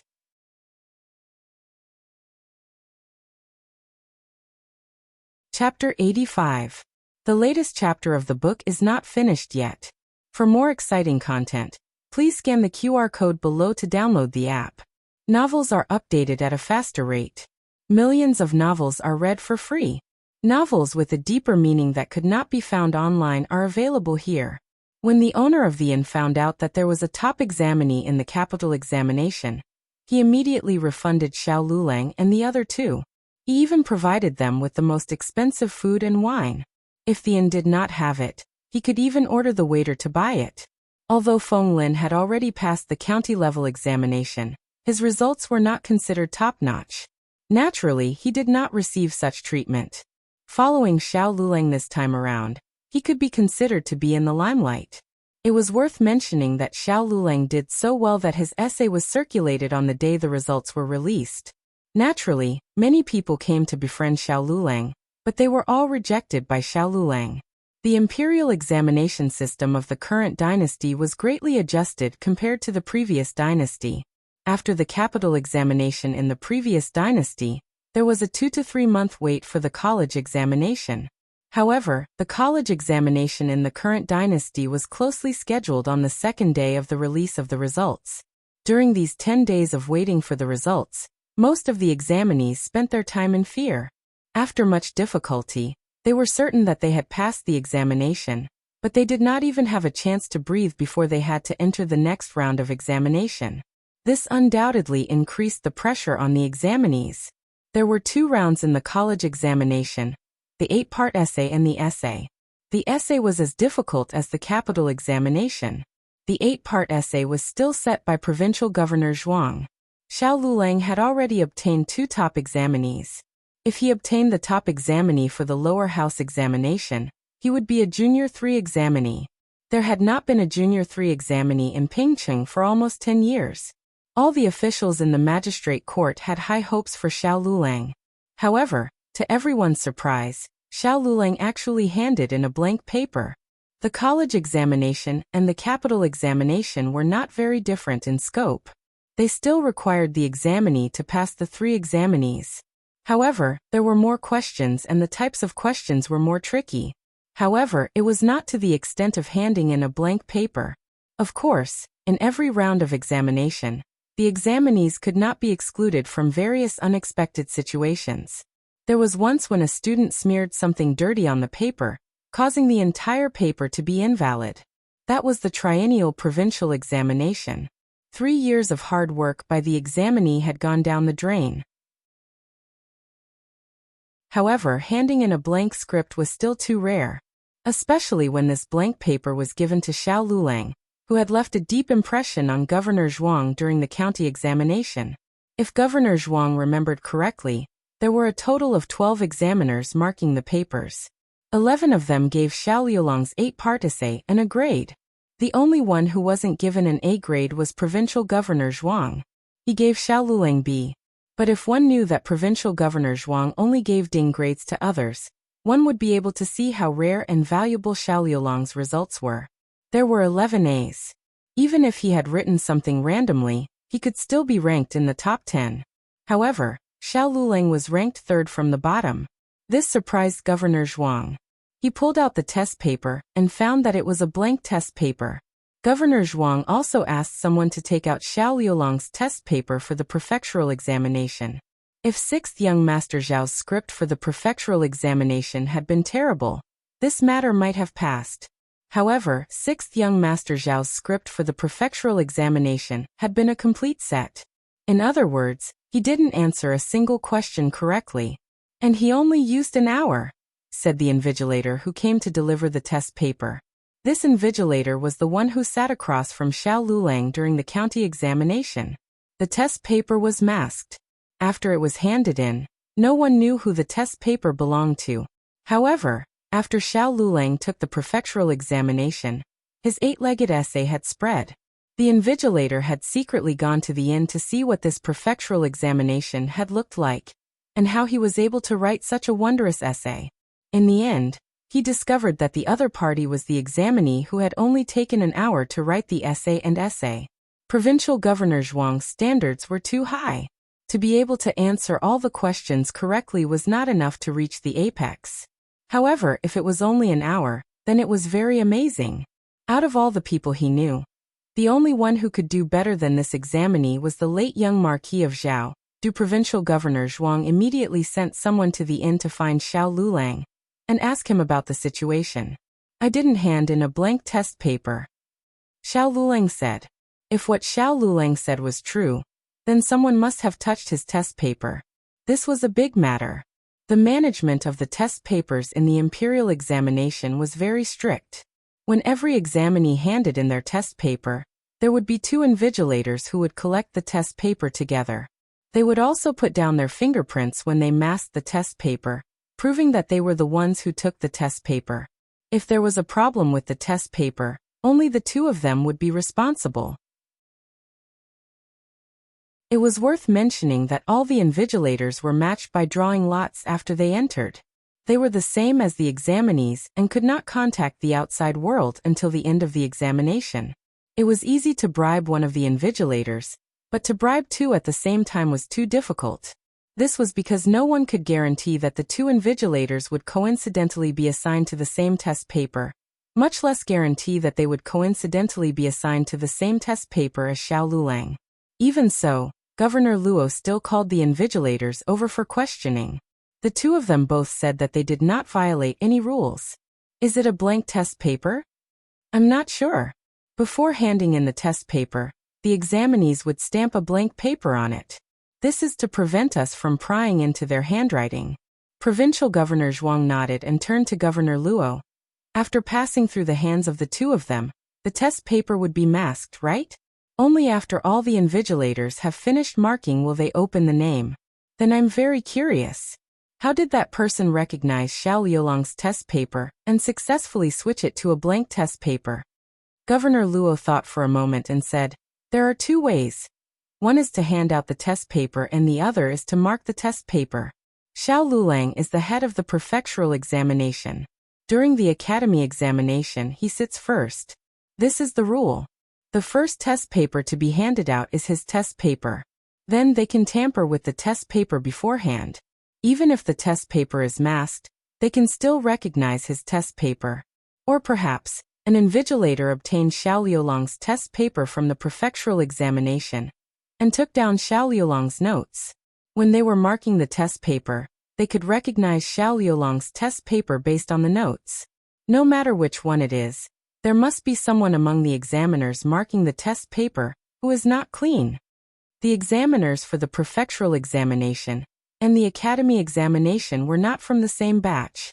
This was to prevent someone from remembering the examinee's handwriting and thus affecting their judgment of the examinees. However, this did not rule out the possibility that someone had secretly obtained the prefectural examination's test paper.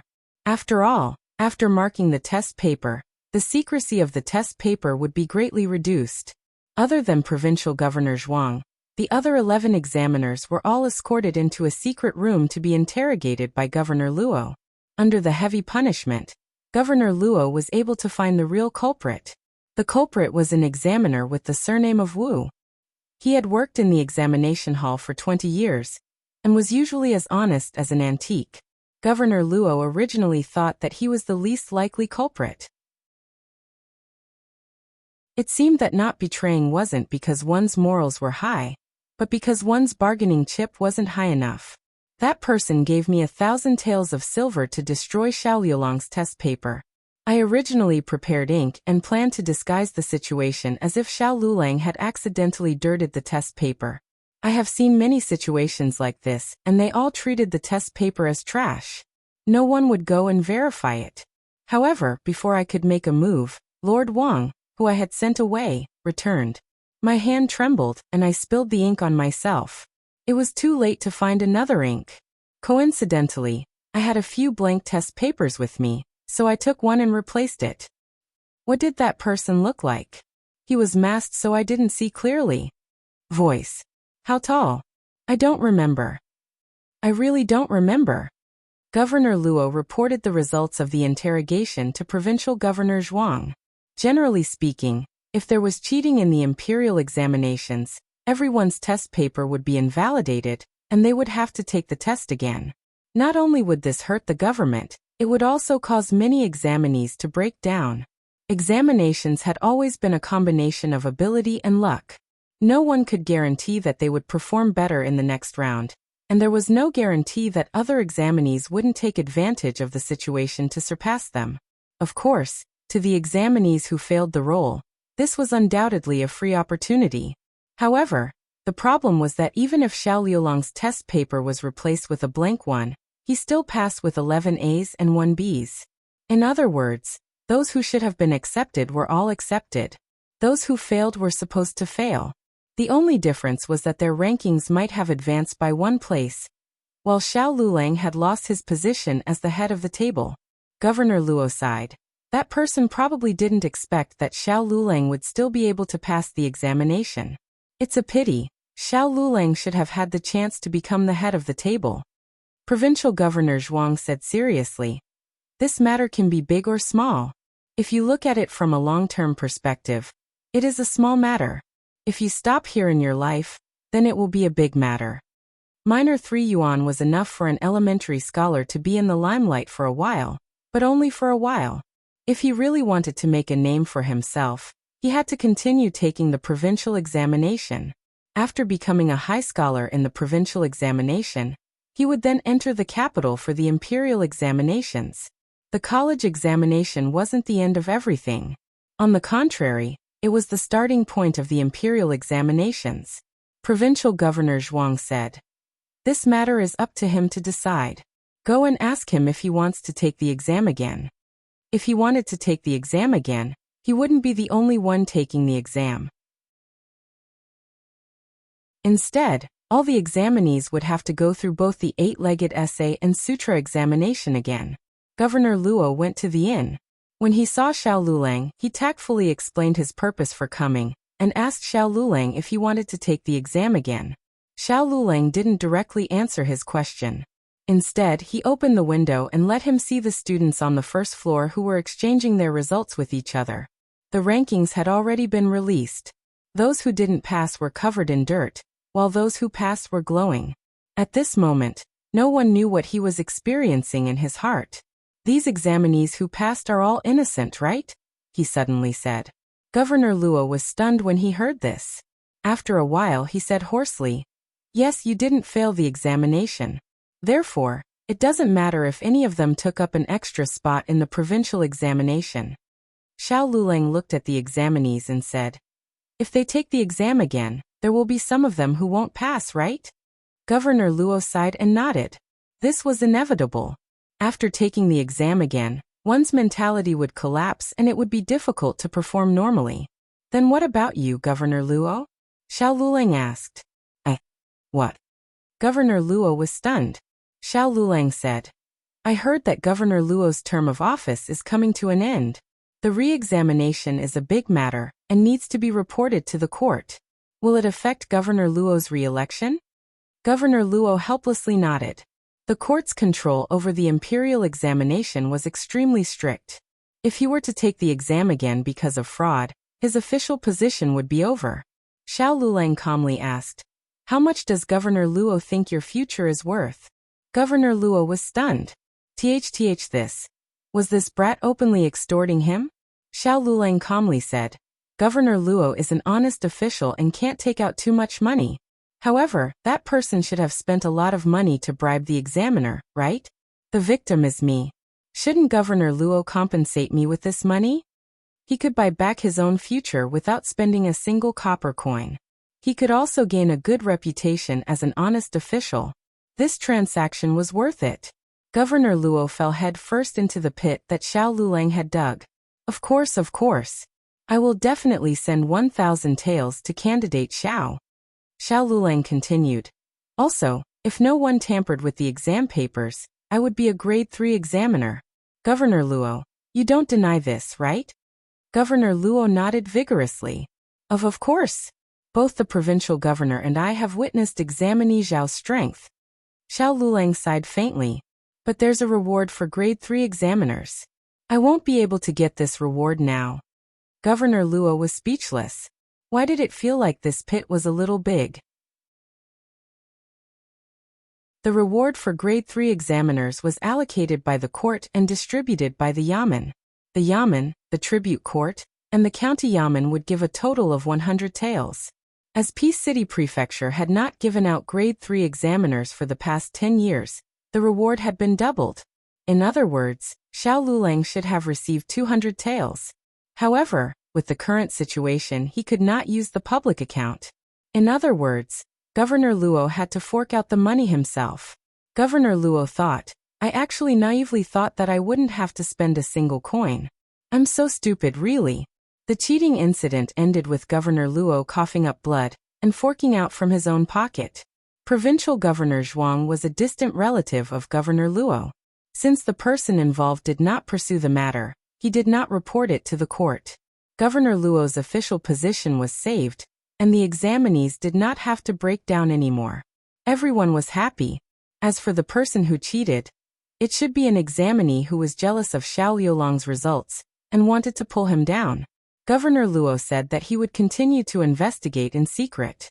When Xiao Lulang returned to the village, it was already the beginning of April. The village was filled with the warmth of late spring.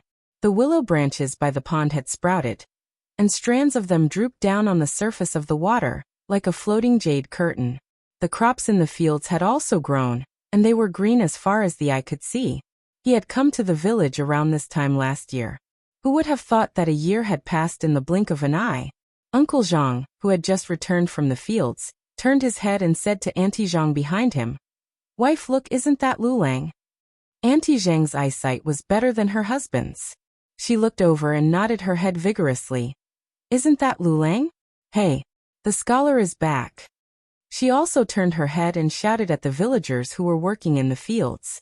Xiao Liulang's results had already spread to the village. Even though he had failed in the college examination, he had obtained first place in the county and prefectural examinations. He was also evaluated as a scholar. He was the second scholar in the village after Gu Das-hun.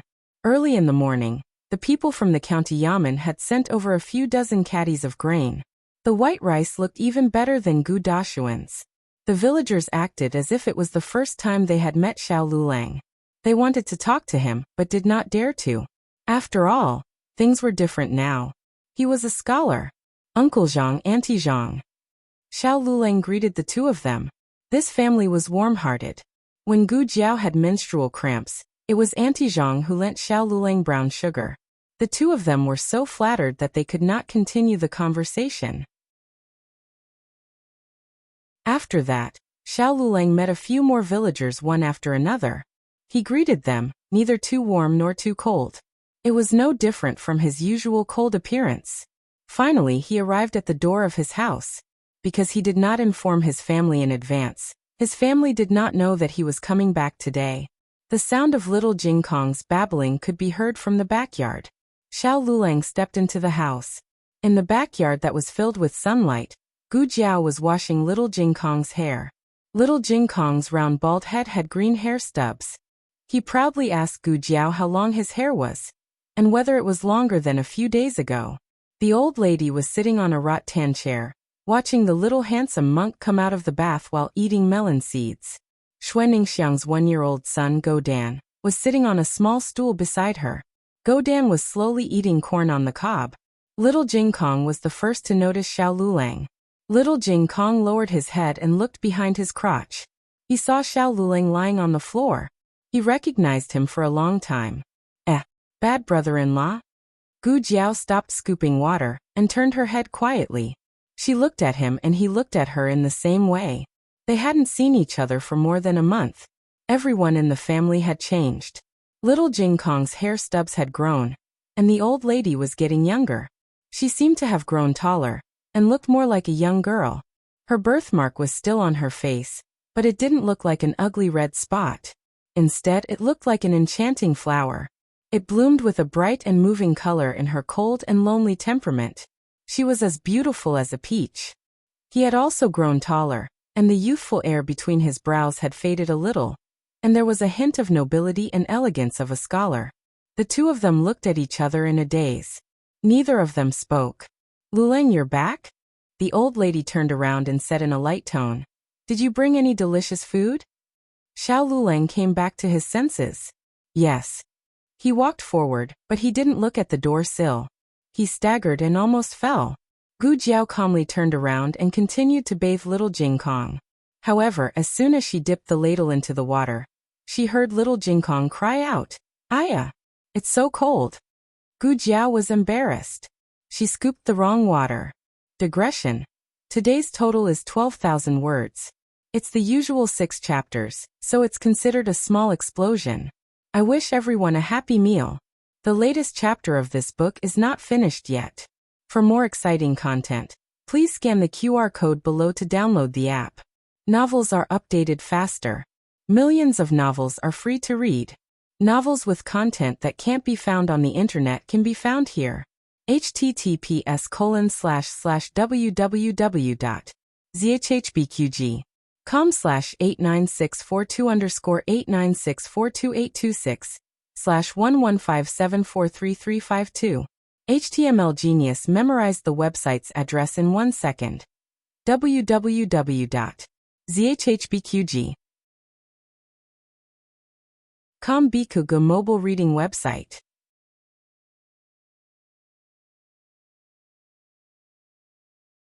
Chapter 86.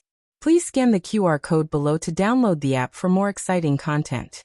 The novel will be updated at a faster rate. Millions of novels will be read for free. There are all kinds of novels that can't be found online. The old lady looked at Gu Jiao and then at Xiao Luleng. Her eyes were full of mystery. She felt that she was going to have a great-grandchild soon. Gu Jiao changed the topic seamlessly and asked Feng Lin. Xiao Luleng answered seriously. He went back to the academy. He went to the prefectural city for a month and missed a lot of classes.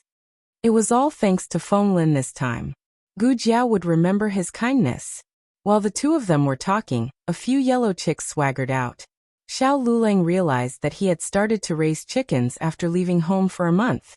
Gu Jiao was not interested in raising chickens. Little Jing Kong liked the chicks from next door when he saw them. He asked Gu Jiao if he could raise a few. Gu Jiao said that he could raise them, but there was a condition. He had to take care of the chicks himself. He could not ask others to do the feeding and cleaning of the chicken feces. In order to let little Jing Kong understand the difficulty of raising chickens, Gu Jiao asked him to go to Xuan Ningxiang's house to feed the chickens for 2 days. Not only were there cute chicks, but there were also mature hens and roosters. Gu Jiao also told him that all the chicks that looked cute now would grow into hens and roosters one day. In the end, even this could not dissuade him. Gu Jiao could only let him raise her. He raised 7 of them, and all of them were chubby. He even gave them names, from 1 to 7. She did not know how he could identify them. Xiao Luleng brought the old lady a specialty of pingcheng, candied red bayberries. At this time, the red bayberries had just borne fruit. The fruit was not big and had a strong sour taste. However, this type of bayberries was best preserved with sugar. The sweet and sour taste was not greasy. Xiao Luleng brought 2 jars. One jar had its core removed, and the other jar had its core. Although it was just 2 cans of food, this was the most famous candied red bayberry in Pingcheng.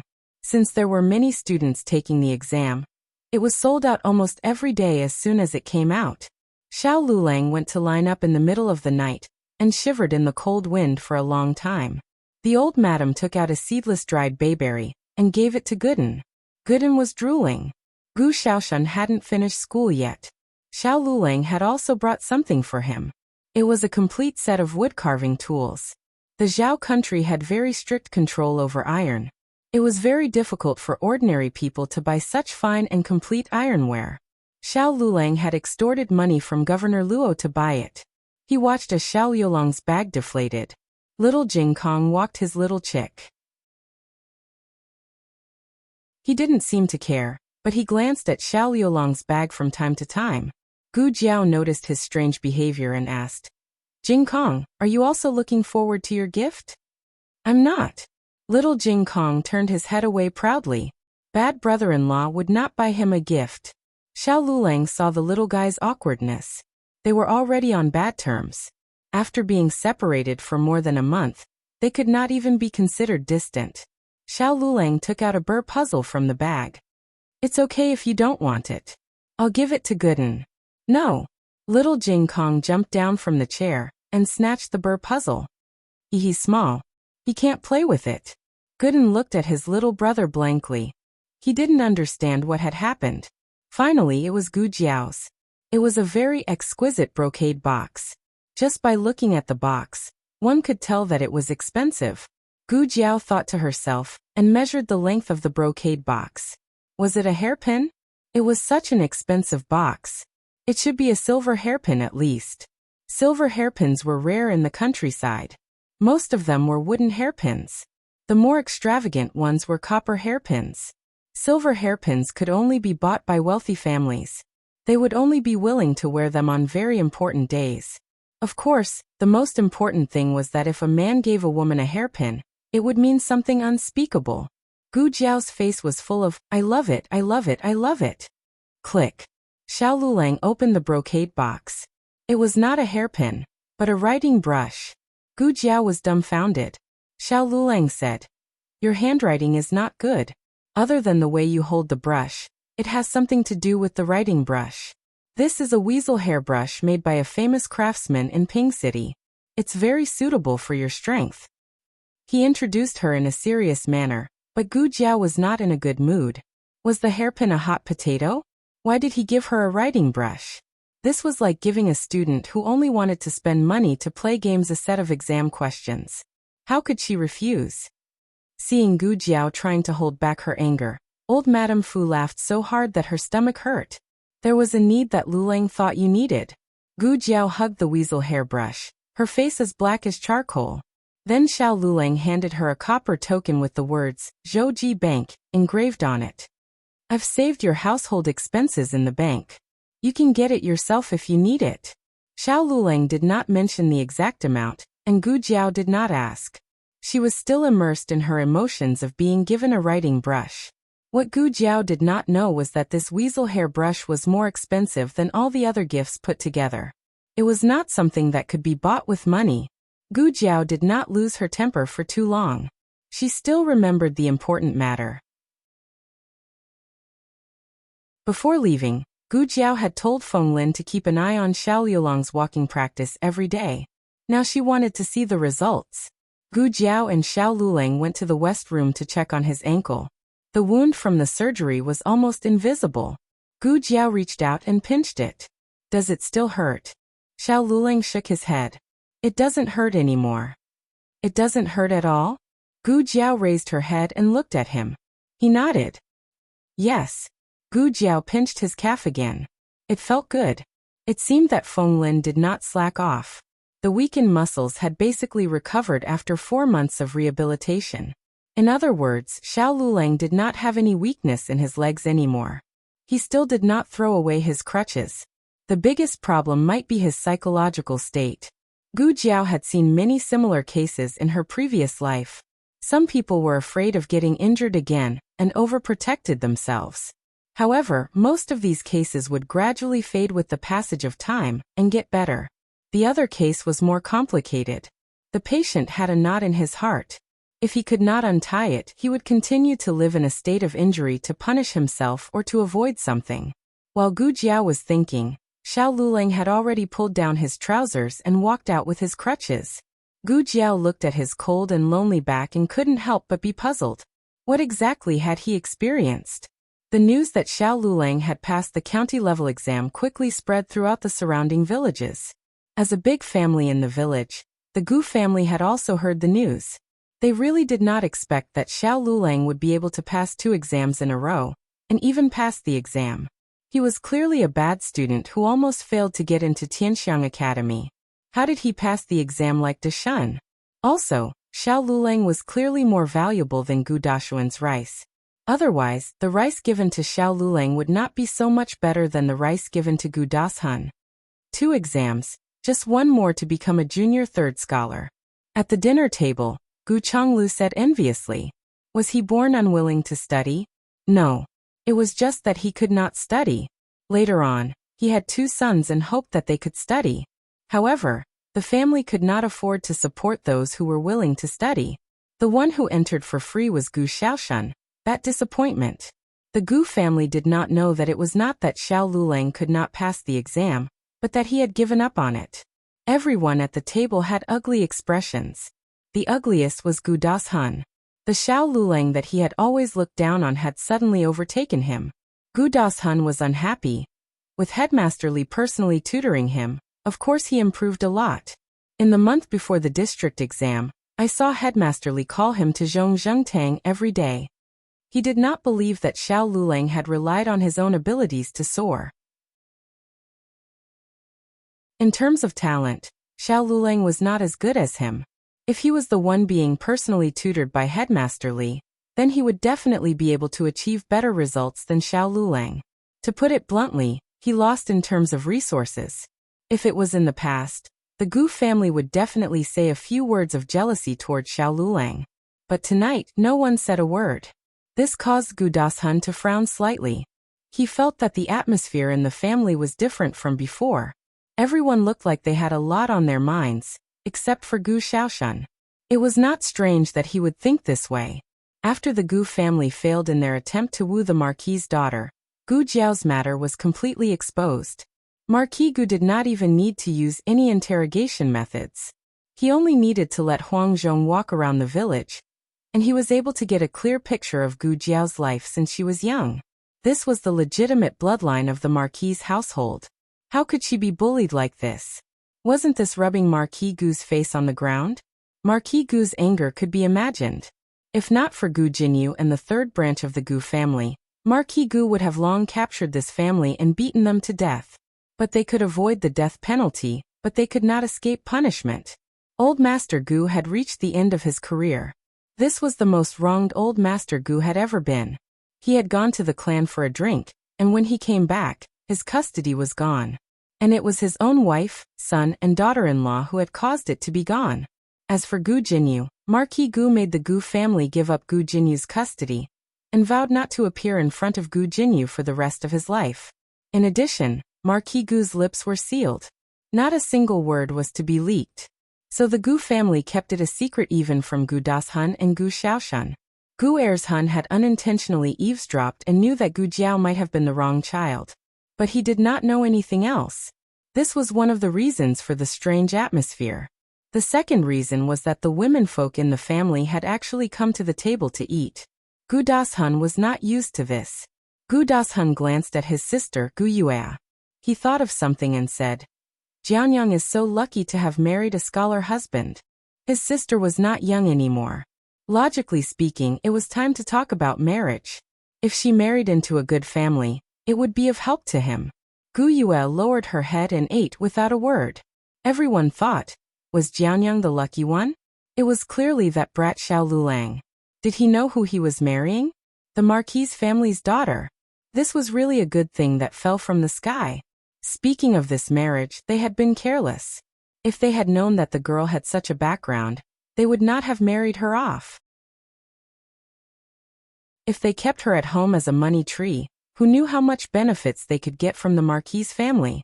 The Gu family's intestines turned green. But what could they do? That girl was no longer stupid and easy to fool. Even if they wanted to mend their relationship, it would not be so easy. Madame Wu gave Madame Lu a look, indicating for her to pick up the meat in her bowl. This was real meat. Every slice was especially thick and fat. In the future, only Gu Das-hun would be able to eat it. Madame Lu swallowed and picked up the thickest slice. She originally wanted to put it in Ershuan's bowl, but Madame Wu glared daggers at her. She quickly put it in Gu Xiaoshuan's bowl. Gu Xiaoshan looked at his mother with a strange expression. What? Madame Lu said embarrassedly. It's not easy for you to come back. Eat some meat. During this period of time, Gu Xiaoshan had been living in the academy. Today he was invited back by Gu Das-hun. Gu Dashun did not want to invite him politely, but his father had spoken. Gu Dashun had no other choice. Gu Xiaoshan looked at the meat in his bowl and ate it indifferently. Gu Ershun was so hungry that he drooled. Gu Dashun frowned. Everyone else pretended not to see anything. Madame Lu smiled and said, Xiaoshan, you haven't gone to see your sister yet, right? Gu Xiaoshan asked, why? Madame Lu smiled and said, your sister is so good to you. Why don't you go see her now that you're back? Gu Xiaoshan ate a mouthful of rice and said, I'll go in a while. Madame Lu continued to smile and said, your brother-in-law has become a scholar. Remember to say a few words of congratulations. Gu Xiaoshan said, okay. After a long time, Madame Wu and the first branch did not get to the point. Gu Changhai said, Xiaoshan, I've prepared a jar of good tea leaves and 2 old hens. I'll send them to your sister with you later. Gu Xiaoshan said, I'll go. Why are you going? I'm afraid you can't carry them. Gu Xiaoshan was so angry that he almost went crazy. Gu Xiaoshan was a straightforward person. He did not understand the meaning behind his words. Gu Changhai decided to be frank and said, there's no overnight hatred in a family. We were wrong before. Today we apologize to your sister. From today onwards, we'll live a good life as a family. Marquis Gu only said that they were not allowed to get close to Gu Jinyu. He did not say that they were not allowed to get close to Gu Jiao as long as they did not reveal the truth to Gu Jiao. They could roughly guess Marquis Gu's intentions. He was afraid that Gu Jiao wouldn't be able to accept it in a short period of time, so he planned to take things slowly. They only needed to reconcile with Gu Jiao before the father and daughter reunited. You want to curry favor with my brother-in-law, because he has become a scholar, right? Gu Xiaoshan put his chopsticks on the table and asked, where are the things? The first sentence made people frown, but the second sentence made the Gu family feel that there was hope. Gu Zhonghai quickly said to Madame Zhou, go and get them. Madame Zhou did not dare to delay. She went into the house and caught the expensive tea leaves and the 2 fattest hens in the house. Gu Xiaoshan put down his chopsticks, took the things and walked out. Gu Zhonghai stretched out his hand and said, hey, wait for me. Wait for you. You are the ones who owe my sister. Gu Xiaoshan sprinted out and slipped into his sister's house, slamming the door shut with a loud bang. Gu Zhonghai, who had a nosebleed from the slamming of the door. The tea leaves and hens that Gu Zhonghai had spent a lot of money on were gone just like that. He did not dare to make a fuss. How could he reason with them? Gu Zhonghai wanted to knock on the door, but no one answered. He could only grit his teeth and go back. Gu Jiao did not care about the Gu family. The old madam and Xiao Luleng did not care either. If Gu Xiaoshan had not held the door shut, the old madam would have pinned a basin of feces and urine on the Gu family. Gu Jiao was cooking in the kitchen. Sister. Gu Xiaoshan had not returned to the village for a long time and missed his sister. He rushed to the kitchen to greet Gu Jiao, then went to look for Xiao Luleng and the old madam. Xiao Luleng gave him the carving knives that he had brought from Pingcheng. Gu Xiaoshan liked them very much. He looked at each knife again and could not bear to part with them. A good knife was to a craftsman, and a good sword was to a swordsman. That kind of joy could not be replaced by ordinary gifts. Gu Xiaoshan felt that his brother-in-law was a good man. Gu Xiaoshan was playing with the knives when the old madam suddenly called him into the house. The old madam waved at him enthusiastically. Xiaoshan, come and try the candied dried red bayberries that Luleng bought for me. Gu Xiaoshan blinked. Great aunt, why are you so generous today? It was usually harder to eat one of her candied fruits than to reach the sky. Here. The old madam searched for a long time and gave him the smallest one. Gu Xiaoshan did not pick it and stuffed it into his mouth. The next second, he saw the old madam count 7 big candied red bayberries and put them into her small honey pot. She shouted loudly, Jiao Jiao, Xiaoshan ate 8 of my dried red bayberries. Gu Xiaoshan almost choked to death. Did she have to do this for a few dried red bayberries?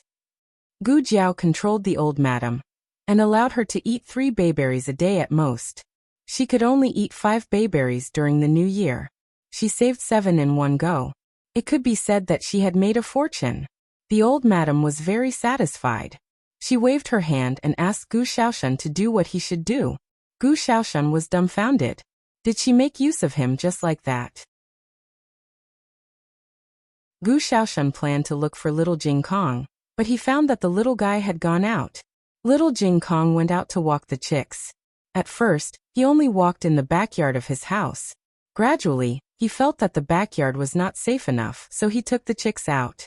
Little Jing Kong's route was from his house to the entrance of the village and back. If he met the villagers, he would politely greet them. The villagers were surprised at the beginning, but now they were used to it. They even started to like the little monk. Other people's chicks ran all over the place when they went out, but his chicks could still form a formation. Little Chi, don't cut the line. Little Jing Kong caught a chick that had sneaked to the 5th line. Little Jing Kong walked to the Gu family's old house. This was the only way to the entrance of the village. He knew the relationship between the two families. He would not go to the Gu family's house, nor would he greet the Gu family. However, today he was attracted by a strange sound. The latest chapter of this book is not finished yet. For more exciting content, please scan the QR code below to download the app. The novel is more complete and updated faster. Millions of novels are free to read. All the novels that can't be found online are available here. https://www.zhbqg.com/89642_896/115719606. HTML Genius memorized the website address in 1 second. www.zhbqg.com Bikuj mobile reading website.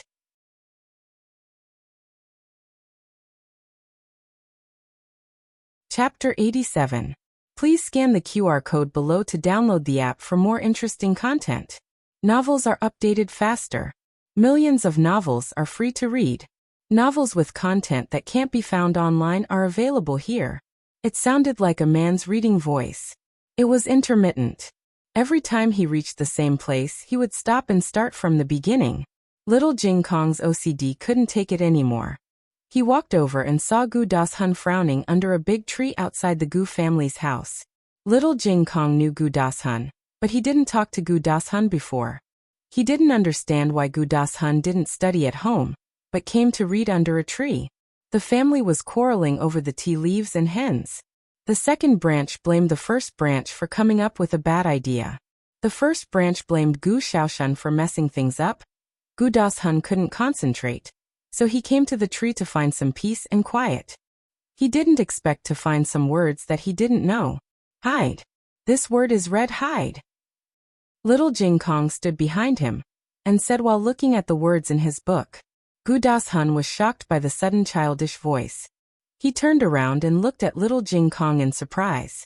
Little Jing Kong had been in the village for so long. He had heard of him and seen him from afar, but he didn't communicate with him. Little Jing Kong saw him in a daze and thought that he didn't understand, so he read again. Hide. Hide. Gu Dashun didn't believe a 3-year-old kid. He looked away and said, "Don't talk nonsense if you don't understand." Little Jing Kong put his hands on his hips and said, "I'm not talking nonsense. I've learned it before." Gu Dashun said, "How could you have learned it before?" Little Jing Kong said, "I've memorized Vajrasakyamuni mantra a long time ago." Gu Dashun looked at him suspiciously and pointed at another word. "What about this one?" "Ah." The Buddhas of the 3 eras obtained Anyatara Samyak Sambodhi through Prajnaparamita. Prajnaparamita Heart Sutra. His little mouth opened and closed, saying it all in one breath, so smoothly that there was not even a small pause. Even if Gu Dashun did not understand Buddhist scriptures, he knew that such a difficult sentence could not have been made up by a 3.5-year-old child. So he really knew how to do it. After that, Gu Dashun pointed out a few words to Little Jing Kong. There were words that he knew, and there were also words that he did not know. He did not expect that Little Jing Kong knew all of them, and could even accurately tell where they came from. Little Jing Kong looked at Gu Dashun bitterly. "How did you study? I heard that you are an elementary scholar. Are all elementary scholars so bad?" Little Jing Kong suddenly remembered that his bad brother-in-law had also just passed the Shiotsi exam. Could he be as bad as him? How was he going to support his family? Could it support him until he grew up? Little Jing Kong, who was worried about his family, suddenly lost the mood to walk the chicks. He brought little one to little Chi back home. After putting the chicks back into the coop, he immediately went to the west room. He was still not good at writing, mainly because he was not strong enough to hold a writing brush. But he had scriptures. He took out a few scriptures from his small box and went to Xiao Lulang. He casually turned to a page and pointed at a rare word on it. "How do you read this?" Xiao Lulang glanced at him and read it out calmly. Little Jing Kong frowned seriously and nodded secretly. He read it correctly. Little Jing Kong pointed at another word, which was the first word that Gu Dashun did not know. Xiao Lulang read it out easily. Little Jing Kong was satisfied. After that, he continued to test Xiao Lulang on many words. Xiao Lulang got every word right. He also tested Xiao Liulang's interpretation. Xiao Liulang's explanation was similar to his master's, or even more concise than his master's. It seemed that his bad brother-in-law was studying hard. Little Jing Kong was finally relieved. How could Xiao Lulang know what he was thinking? He thought that he suddenly wanted to learn how to read. The children in town began their education at the age of 7. Little Jing Kong was smarter than the average child, and had some foundation in the temple. Perhaps he could be sent to the elementary school earlier. Xiao Lulang secretly engraved the matter of Little Jing Kong's opening of the door in his mind. On the other hand, Marquis Gu's injury was basically healed. He did not say that he was kicked by his own daughter, and only said that he fell accidentally. The servants were forced to believe him. Huang Zhong received a letter from his family from the capital. After reading the letter, Marquis Gu's brows furrowed tightly. Huang Zhong asked, "What's wrong, Marquis? Did something happen in the Marquis's household?" Marquis Gu sighed. "The Marquis's household is fine. It's a letter from Consort Shu." Huang Zhong was puzzled. "Consort Shu? Did she summon you for something?" Marquis Gu helplessly folded the letter and sealed it. "Her birthday is coming soon. Jinyu's birthday is in the same month as hers. She asked me when I would bring Jinyu back to the capital. This year is Jinyu's coming-of-age ceremony. She asked me not to forget." Huang Zhong sighed. "Yes, in the blink of an eye, Mrs. turning 15. Marquis Gu said, "There's still half a year left." The twins' birthday was in October. Huang Zhong smiled. Imperial concubine Shu must be thinking about Mississippi. Consort Shu was Marquis Gu's biological sister, and had a good relationship with the former Marquis. She was not very close to Yao Shi, the second wife. She was also indifferent to Gu Yan. Only Gu Jinyu had won her favor with his talent. Marquis Gu had a headache. He could not return to the capital now. Even if he did, he had to bring Yao Shi and Gu Yan along.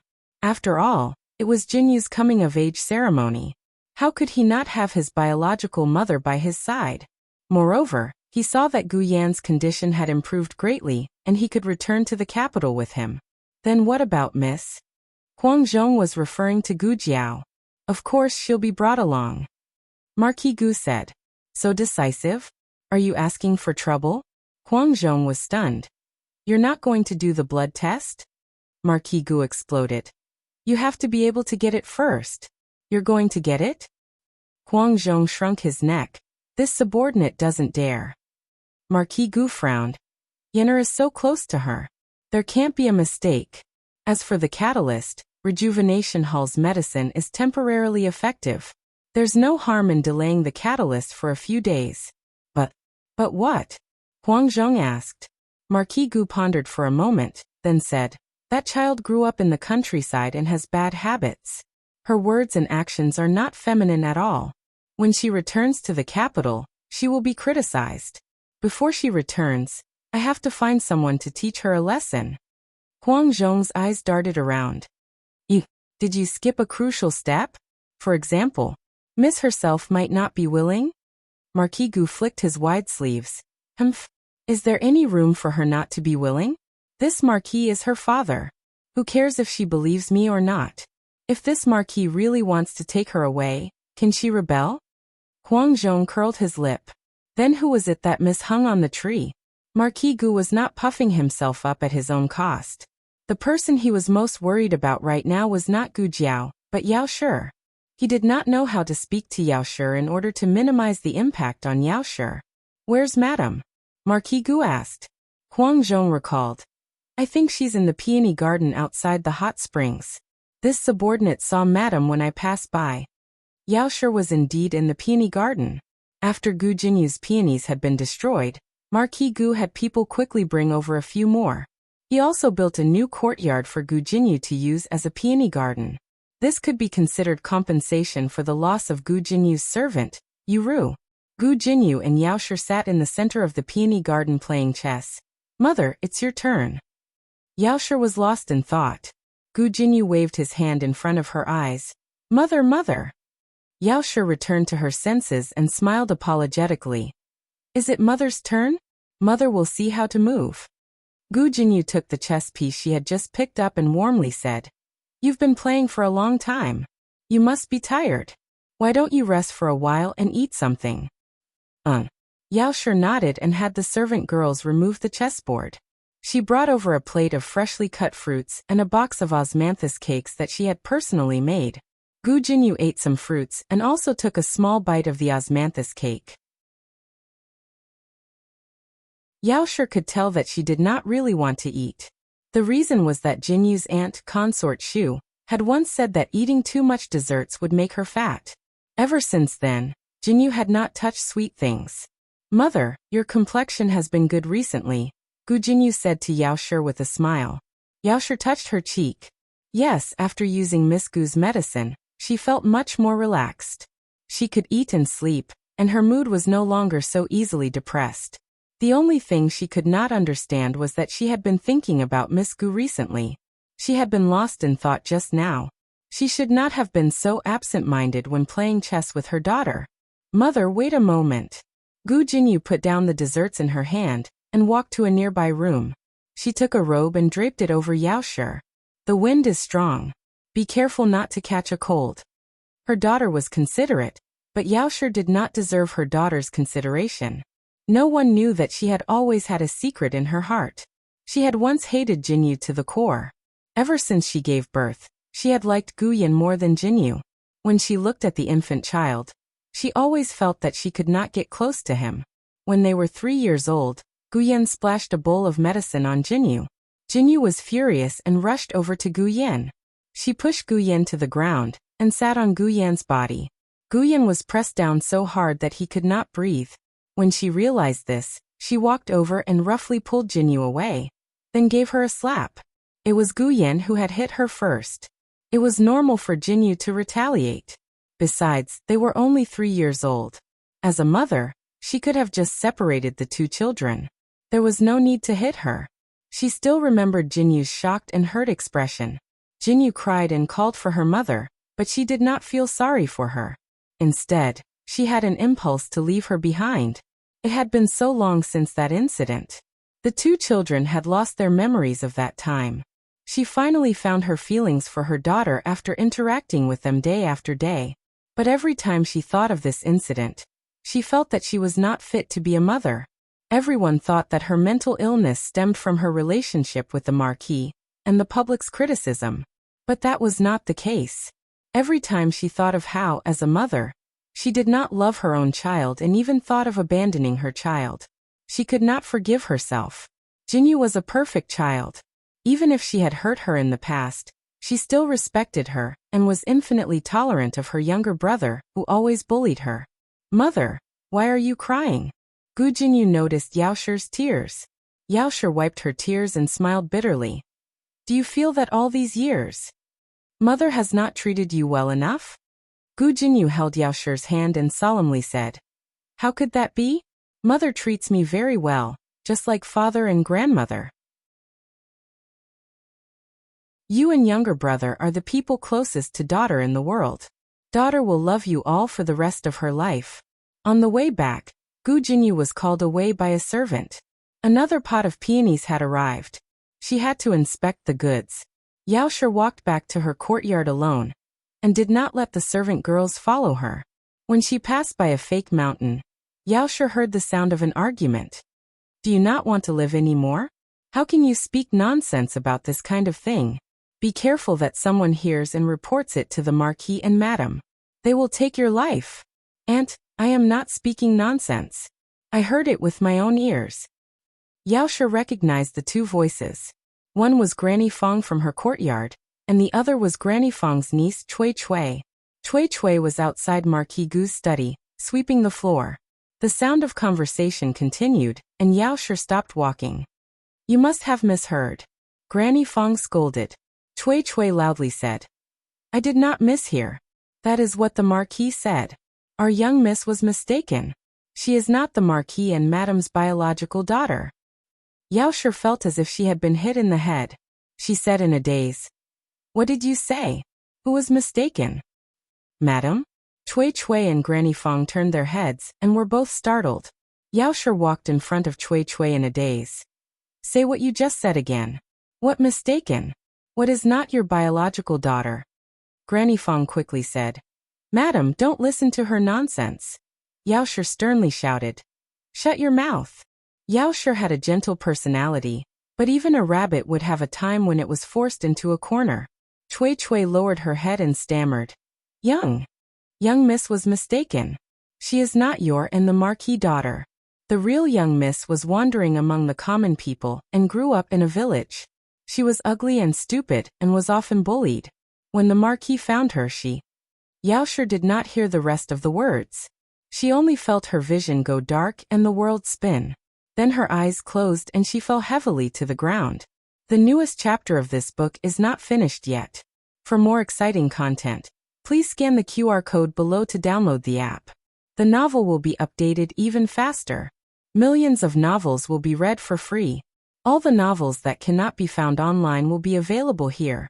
https://www.zhhbqg.com/89642_896/115715966. HTML Genius will remember this website's address in 1 second. www.zhhbqg.com Bikugo mobile reading website.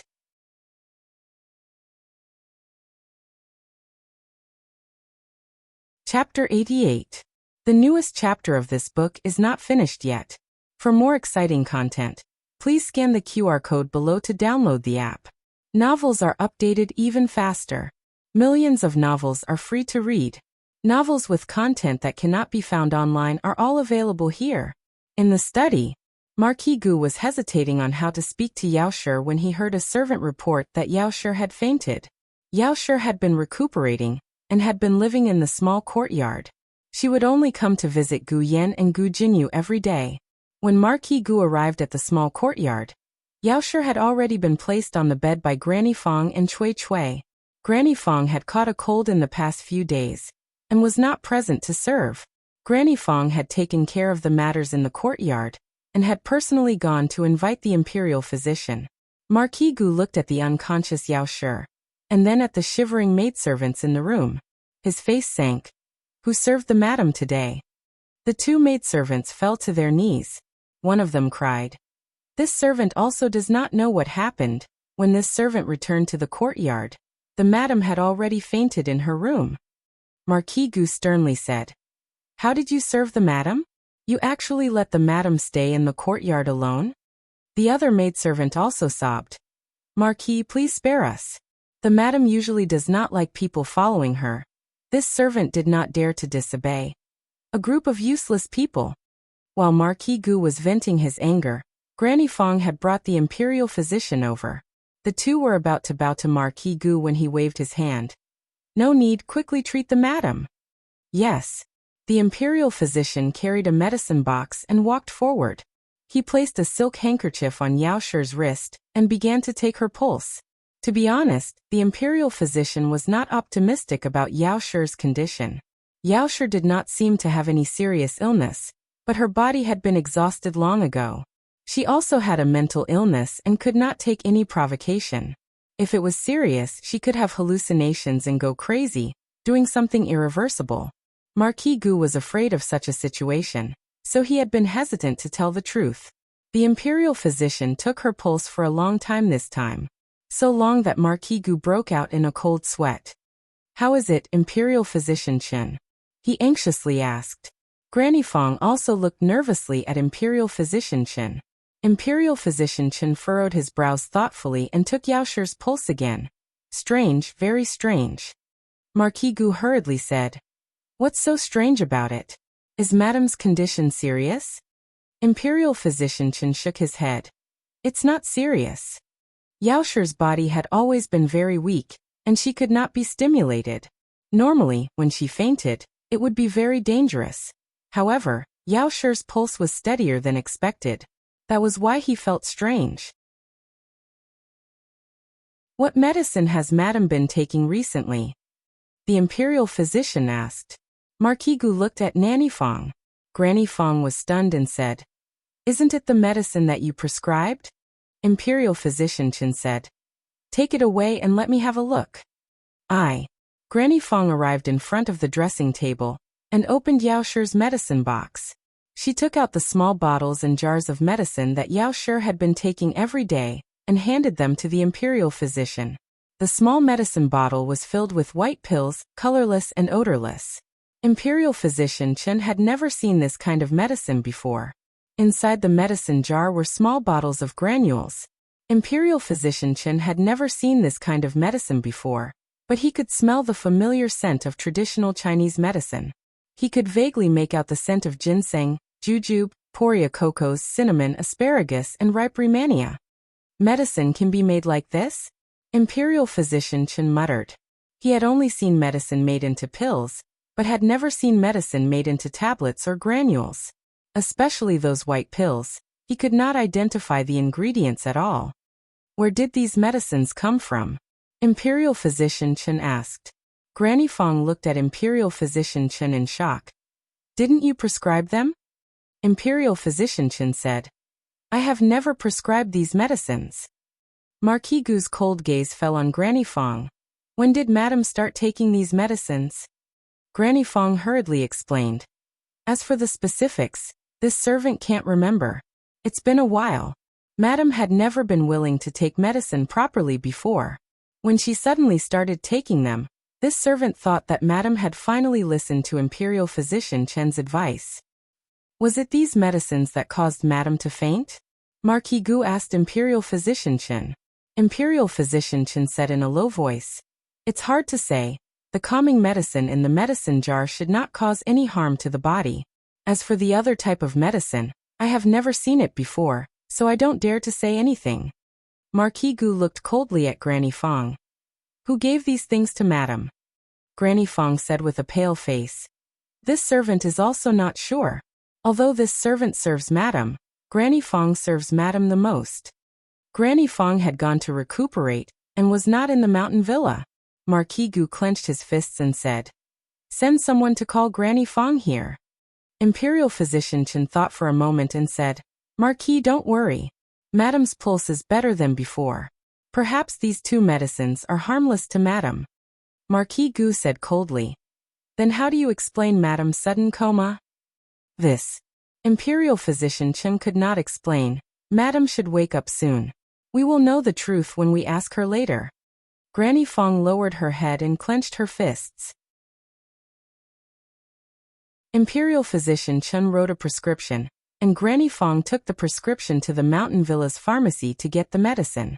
When she was boiling the medicine in the small kitchen, Tsue sneaked in from the back door. "Aunt." Granny Fong looked outside vigilantly, closed the door and said to her, "Why are you here?" Tsue whispered. Huang Zhong suddenly went to see Granny Fong. "Did something happen?" Granny Fong narrowed her eyes and said, "Madame has been taking medicine recently and has recovered from her illness." Tsue's beautiful face turned pale. "What? Didn't you say that, with a little stimulation, she will?" Madame Yao had been stimulated before. At that time, Madame Yao's illness was not so serious, but she almost couldn't be saved. She thought that this time it would be foolproof, but who would have thought? Consort Shu's letter has arrived. She asked Marquis Gu to bring Miss back to the capital for her hairpin ceremony. Little Gongzi's illness has improved. Marquis Gu will definitely bring Madame and Little Gongzi back. As Granny Fong spoke, her cold eyes fell on the steaming medicine pot. Huang Zhong went to Granny Fong's house and brought the sick Granny Fong back to the mountain villa. Marquis Gu personally went to the study to interrogate her. Only the two maidservants on duty were left in the room. Granny Fong brought in a steaming bowl of medicine and said to the two, "Okay, I'll keep watch here. Go to the kitchen and see if the madam's porridge is ready. Also, don't forget to send the fruits that Miss wanted to Lanting Pavilion." "Yes." The two maidservants answered and left.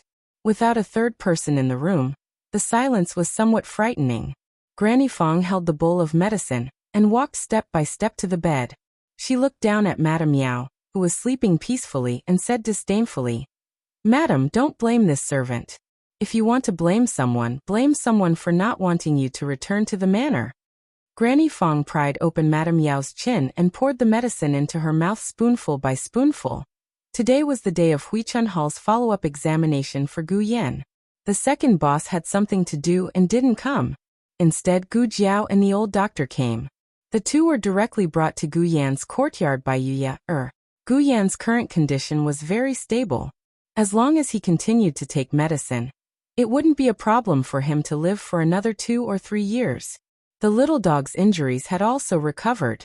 It still remembered Gu Jiao and ran over to Gu Jiao with its short legs. In the end, it fell and whimpered. Gu Jiao thought of little Jing Kong, who always wrestled. "The dog house from last time was broken. Let's make another one," Gu Yan said without changing his expression. Gu Jiao made a strange sound. The house she made was very sturdy. How could it be broken? The servants all lowered their heads and pretended not to know that the young master had broken down the doghouse in the middle of the night. "Okay then." Gu Jiao agreed. Making another one was no big deal. Gu Jiao stayed at Gu Yan's place for 2 hours. After finishing the new doghouse, she got up and left. After leaving the villa, she went to visit old Madame Li as usual. When she visited old Madame Li, she saw the mulberry tree and couldn't help but think of Yao Shi. She planned to see if Yao Shi's condition had improved. However, Gu Jiao went over and knocked on the door for a long time, but no one answered. Perhaps they weren't there. Or perhaps they couldn't leave because of other matters. Gu Jiao decided to come again next time. But the moment she turned around, her ears twitched and she heard an extremely painful groan. That sound was soft and far away. Normal people definitely wouldn't be able to hear it. However, Gu Jiao's training in her previous life included a listening skill. She had to be prepared to recognize the other person's breathing under the interference of hundreds of different sounds. After changing into this small body, her body was far weaker than in her previous life, but it was gradually recovering. The sound was the Marchioness's. Gu Jiao was certain of this. Gu Jiao didn't care if the door was closed or not. She took a few steps back and jumped over the wall. When Gu Jiao arrived at Yao Shi's room, there was only Yao Shi left inside. Yao Shi was lying unconscious on the bed. Her face was green and her forehead was dark. Her breathing was very weak. The room was filled with the smell of Chinese medicine, but there was no medicine bowl. Gu Jiao found a few drops of medicine that had not dried up by Yao Shi's pillow. She leaned over and sniffed. It was aconite. Aconite was a Chinese medicine that was used to relieve pain and cold, but it was poisonous. It was not easily used. Yao Shi's body was cold, so she could not touch aconite. Gu Jiao was not certain how much Yao Shi had drunk, but she had to spit it out as soon as possible. Gu Jiao pondered for 3 seconds, and immediately opened the small medicine box. She took out a special infusion tube, and slowly inserted it into Yao Shi's stomach through her nose. This kind of infusion tube was specially prepared for the fugitives in the organization. It was harder than normal infusion tubes, and could be used to kill people. Gu Jiao did not think that she would use it to save someone. Gu Jiao took out a bottle of sodium chloride, and connected it to the other end of the tube. She held the bag and quickly poured the infusion into Yao Shi's stomach. The first bag was quickly finished. Just as Gu Jiao was about to pour the second bag, the 2 young maidservants who had been sent away by Nurse Fong returned to the room. The 2 did not recognize Gu Jiao and were immediately shocked by the scene in front of them. "Who are you? What are you doing to Madam?" The 2 of them came back to their senses and pounced toward Gu Jiao. Gu Jiao could not be interrupted by them. She kicked a stool and knocked the 2 to the ground. "Maidservant A. Maidservant B. Someone come." Someone wants to murder Madam. Outside the room, Nurse Fong's hands trembled. It can't be? She found out so quickly? Marquis Gu had just finished interrogating Nurse Fong when he heard the maidservant's cries. He quickly rushed to Madame Yao's room and saw Gu Jiao pouring something strange into Madame Yao's nose.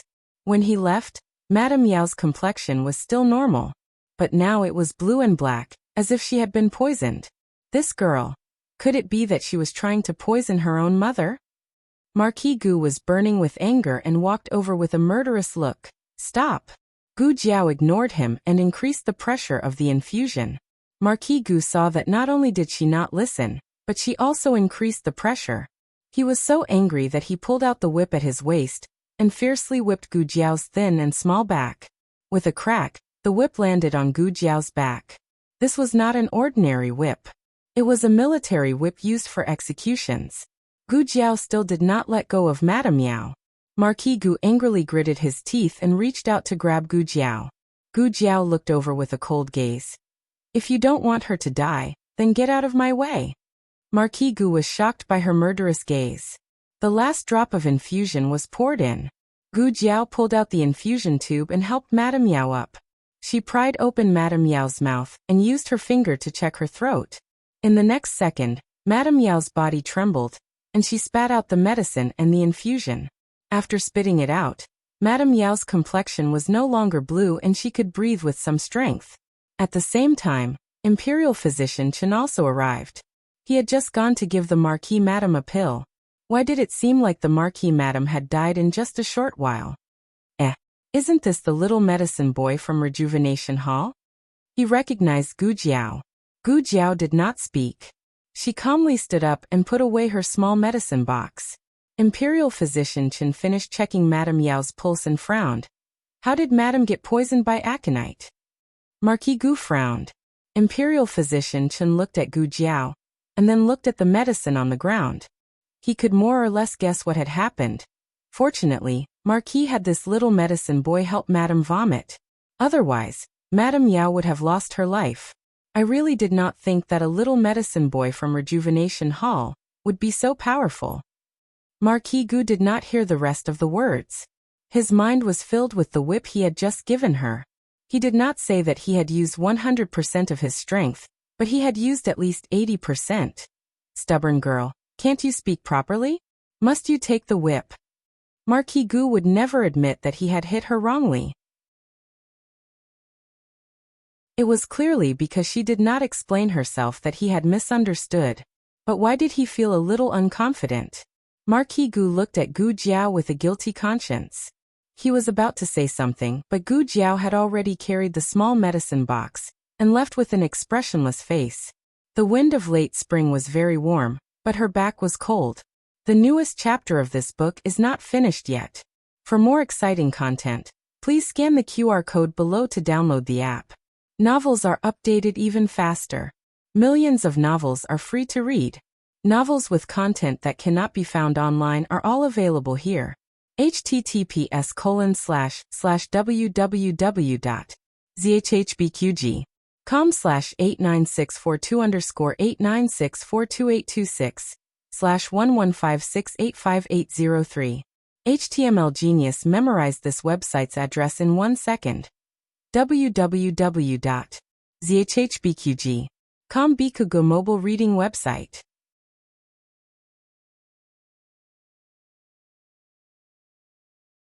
Chapter 89. The latest chapter of this book is not finished yet. For more exciting content, please scan the QR code below to download the app. Novels are updated even faster. Millions of novels are free to read. Novels with content that cannot be found online are all available here. Marquis Gu began to order a thorough investigation of Madame Yao's poisoning. According to the 2 servant girls, the medicine was brewed by Granny Fong, and was also sent by Granny Fong. The 2 of them were sent by Granny Fong to deliver something to Gu Jinyu. What happened after that was unclear. Call Granny Fong over. Marquis Gu ordered coldly. After a while, a servant came to report. Marquis Granny Fong is missing. Marquis Gu's large palm suddenly clenched into a fist. Very quickly, he remembered that Granny Fong still had a niece-in-law in the manor. Where is that servant girl called Cui Cui? Bring her to this marquee. Yes. The servant accepted the order and left. Granny Fong did not take Cui Cui away in order to not attract attention. When Cui Cui realized that something was wrong, she hurriedly packed her bag and left. Unfortunately, she was one step too late, and was caught by the manners guards. When she was brought to Marquis Gu, she found out that Madame Yao had been poisoned. It was easy to guess who the person who poisoned her was. It was Granny Fong. Cui Cui fell to her knees and trembled. Marquis, please spare me. It wasn't me. I don't know anything. I'm innocent. Marquis Gu said. Innocent? Then let me ask you, how did Madame faint? Cui Cui stammered. It's, Marquis Gu said sarcastically. Good, there's no use keeping this tongue. It's better to pull it out. Cui Cui's body trembled. I'll tell you everything. It was Granny Fong. Granny Fong made me do it.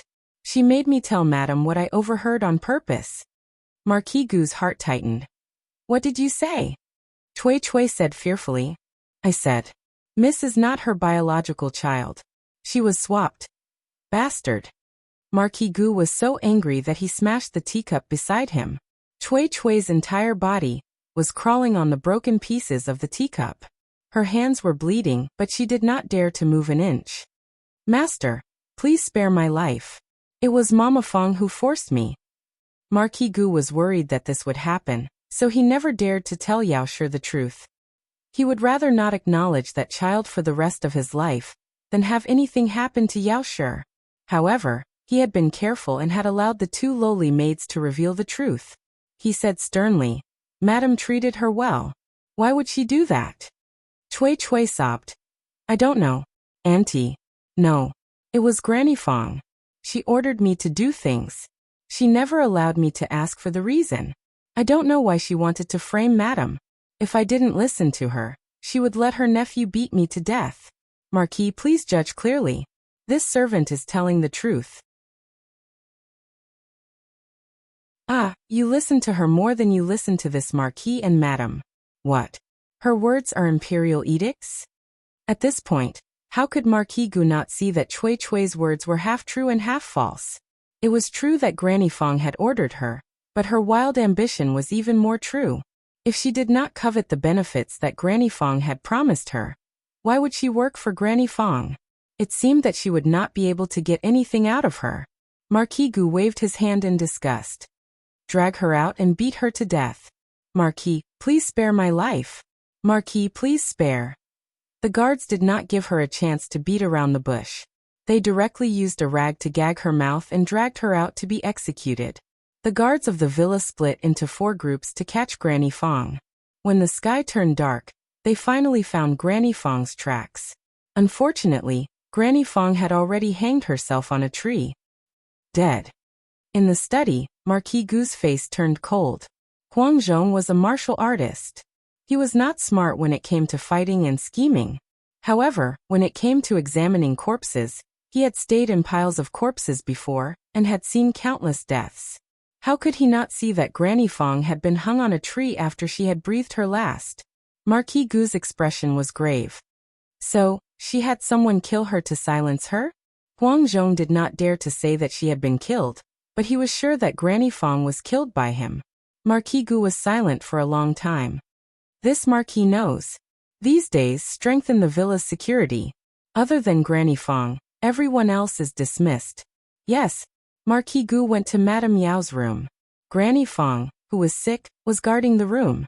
Her complexion was not very good. Marquis Gu said to her, Go and rest. You don't have to come over tonight. Granny Fong did not immediately leave. Instead, she paused and boldly asked, Marquis, must you bring Madame back to the capital? What's wrong? Marquis Gu asked. Granny Fong said earnestly, This servant knows that the Marquis's estate dotes on Madame. However, I'm afraid that other than Marquis, no one in the entire estate would welcome Madame back. Marquis Gu clenched his fists. She is this Marquis's wife. This Marquis will protect her. You don't have to worry. Marquis. Marquis Gu's eyes were like torches. This Marquis will not let anything happen to her again. Granny Fong did not refute and bowed to Marquis Gu. This servant will leave now. Marquis Gu blocked the news of Madame Yao's courtyard, and did not let Gu Yan and Gu Jinyu know. 2 hours later, Madame Yao slowly woke up. Marquis Gu sat by the bed and held her hand. He asked softly, "You're awake? Do you feel uncomfortable anywhere?" Madame Yao weakly shook her head and looked at him. "Where's my child? Where is my child?" At this point, Marquis Gu had nothing to hide. He held her hand tightly and took a deep breath. "She came by just now. She's right here." Madame Yao became agitated again. Marquis Gu was afraid that she would faint again, so he quickly held her shoulders and said, "Don't be agitated. Let me finish. She's fine. I've already found her. When you recover, I'll take you to see her." Madame Yao said without hesitation, "I'm fine." Marquis Gu said, I know. It's just that it's too late today. If you go over, you'll just disturb her rest. Tomorrow morning, I promise you." Only then did Madame Yao lie back down. She looked at him in confusion. "Why didn't you tell me earlier?" Marquis Gu was silent. Madame Yao frowned. "Is it that you don't want to acknowledge that child?" Marquis Gu was so frightened by her that his little heart trembled. His strong desire to live made him decide between telling the truth and lying. "There's no such thing. Don't think too much. She's my flesh and blood. How could I not want to acknowledge her? It's just, I've already made a mistake once. I don't want to make the same mistake a second time." Marquis Gu told Madame Yao about the medicine. "I wanted to wait until I got her blood and merged it with Yen's before telling you. However, Yen'er gets along very well with her. I think that if they weren't connected by blood, Yen'er would not like her so much." Madame Yao's expression froze. "Yen'er has also seen her?" Marquis Gu slowly nodded. "Yes, she's the little medicine boy from the Return of Spring Hall. Is there a portrait of her?" Madame Yao was impatient to see her daughter's appearance. Marquis Gu hesitated. I'm begging you, Marquis." This was the first time Madame Yao had begged him. For the sake of a stinky girl's portrait, Marquis Gu felt very uncomfortable. However, Marquis Gu still forced himself to draw it. It seemed that he could never refuse Madame Yao. However, when Madame Yao excitedly opened the scroll, her smile froze. "What are you drawing? Circles, crosses, crosses, crosses, crosses." Was this neither round nor square pancake a face? Were the two asymmetrical green beans eyes? Were her nostrils pointed to the sky? Also her mouth was crooked. Marquis Gu awkwardly coughed and said in a serious tone, "It's because she's ugly." He would never admit that his drawing was ugly. The talented Marquis Gu always had a secret that no one knew. That was, his calligraphy and drawing skills were terrible. Outsiders only knew that Marquis Gu's calligraphy could not be obtained, but they did not know that he did not dare let anyone see it. "You're the ugly one." Madame Yao threw the painting back into his arms and lifted the blanket to get out of bed. Marquis Gu immediately guessed what she wanted to do and calmly said, "Are you going to find Yen'er to ask for a portrait?" His drawing is not as good as mine." Madame Yao, who really wanted to beat him to death. In the end, Madame Yao managed to obtain her daughter's portrait. It was drawn by Gu Jinyu. Marquis Gu did not tell Gu Jinyu the truth, and only had her draw the appearance of the little medicine boy. Gu Jinyu's drawing skills were very good. Among the noble ladies in the capital, she was at least in the top 3. Marquis Gu brought the portrait to Madame Yao. When Madame Yao saw the little girl in the portrait, her expression froze. Currently, it was late at night. When Gu Jiao returned to the village, the sun had not yet set. Smoke rose from the chimneys in the village, and the smell of food filled the air. It was like the countryside. The Gu family had been very quiet recently. It was said that old Master Gu had lost his position as the village chief, and the Gu family's dozens of acres of farmland had been taken away. Those farmland had been allocated to the Gu family for planting. Although it was called farmland, the annual rent was only about 100 caddies. It was no different from giving it away for free. This was because they had benefited from old Master Gu and Gu Das Hun. But now it was all gone. The Gu family's days had become difficult. It was said that Gu Das Hun was about to be unable to pay his tuition fees.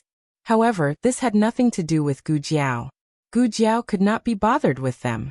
Gu Jiao's back was burning with pain. She did not pay too much attention to it, and went to the kitchen to prepare dinner. Little Jing Kong squatted in the backyard to feed the chicks. Halfway through, he grabbed a little yellow chick and walked over. Jiao Jiao Jiao Jiao, little Chi doesn't eat. Is it sick? I already said that you don't know how to raise a chicken. See, you're going to raise it to death. It was Xiao Liulong's teasing voice. Little Jing Kong turned his head angrily, put his hands on his hips and stomped his feet. I didn't. Little Chi won't die. I'm raising it well. Let me see. Gu Jiao reached out her hand. Little Jing Kong put Little Chi in Gu Jiao's palm with grievance. He said those words confidently, but his eyes were a little red.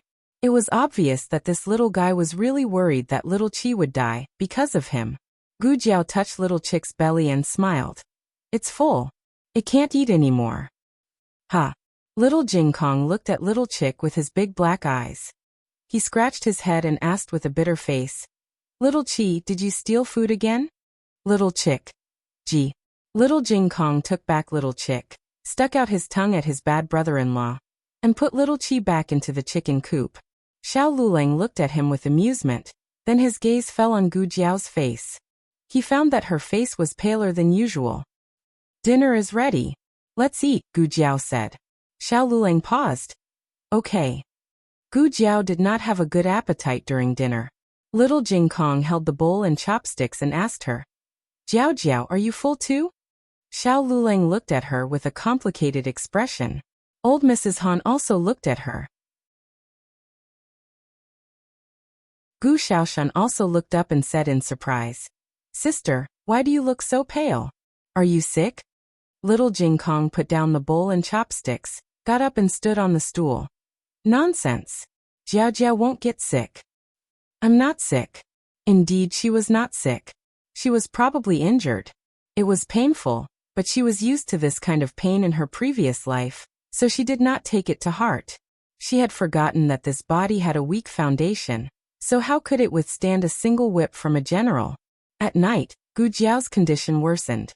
Lightning flashed and thunder rumbled in the dark night sky, illuminating the room. Little Jing Kong was lying on his small pillow on the bed, drooling as he slept. Xiao Lulang opened his eyes and looked in the direction of the door. He hesitated for a while, then sat up. He pulled up the quilt that Little Jing Kong kicked over, then put on his clothes and went to Gu Jiao's room. Gu Jiao used to lock the door. Little Jing Kong woke up in the middle of the night with a nightmare. He came to her with a pillow, but could not open the door. He was so scared that he cried for a long time. After that, Gu Jiao did not lock the door. Xiao Lulang pushed open the unlocked door, and a faint smell of blood assaulted his nose. Xiao Lulang frowned, paused and stepped into the room. Gu Jiao. He called her, but she did not respond. So he went to the bed. He reached out and touched Gu Jiao's forehead. It was burning hot. Another bolt of lightning flashed, illuminating the room as bright as day. Xiao Lulang saw Shui on the chair. His face changed. He picked up the bloody clothes and found that they were underwear. The cheap material was not soft, but it had been worn on her delicate skin. It was covered by the smell of blood, and it exuded a faint fragrance of a young girl. Xiao Liulong's ears were red. He saw the location of the blood and confirmed that Gu Jiao was injured on her back. He took a deep breath and planned to turn Gu Jiao over and get a doctor. His hand was just about to touch Gu Jiao when it was caught by Gu Jiao's cold little hand. She said arrogantly, Why aren't you sleeping in the middle of the night? Are you trying to take advantage of me? Xiao Lulang was embarrassed and explained, No, Don't take up too much. Gu Jiao mumbled and fell asleep in a daze. So was she talking in her sleep? Xiao Liulong's breathing quickened, and cold sweat seeped out. However, this was not the scariest thing. He turned his head casually, and another flash of lightning lit up the door, illuminating the old lady's gloomy figure. His hair stood on end. The old lady entered the room expressionlessly, and put a bottle of medicine on Gu Jiao's table. Xiao Liulong's shirt was soaked. He couldn't tell if he was more afraid or guilty. After all, his hand was still on her chest. Although she was the one who pulled him over, it looked like he was the one who took the initiative. Great aunt, don't misunderstand. Aren't we a couple? What's there to misunderstand? The old lady put down the medicine and went out with a snort. Really? It was a dark and windy night. Hurry up and give her a little great-grandson. The latest chapter of this book is not finished yet. For more exciting content, please scan the QR code below to download the app. Novels are updated at a faster rate. Millions of novels are free to read. There are all kinds of novels that you can't find online. https://www.zhhbqg.com/89642_896428286/115685636. HTML Genius memorized the website's address in 1 second. www.zhhbqg.com Bkuj mobile reading website. You're tuning in to the Earbook Haven YouTube channel. Don't forget to subscribe and join us on this journey to catch the most captivating stories.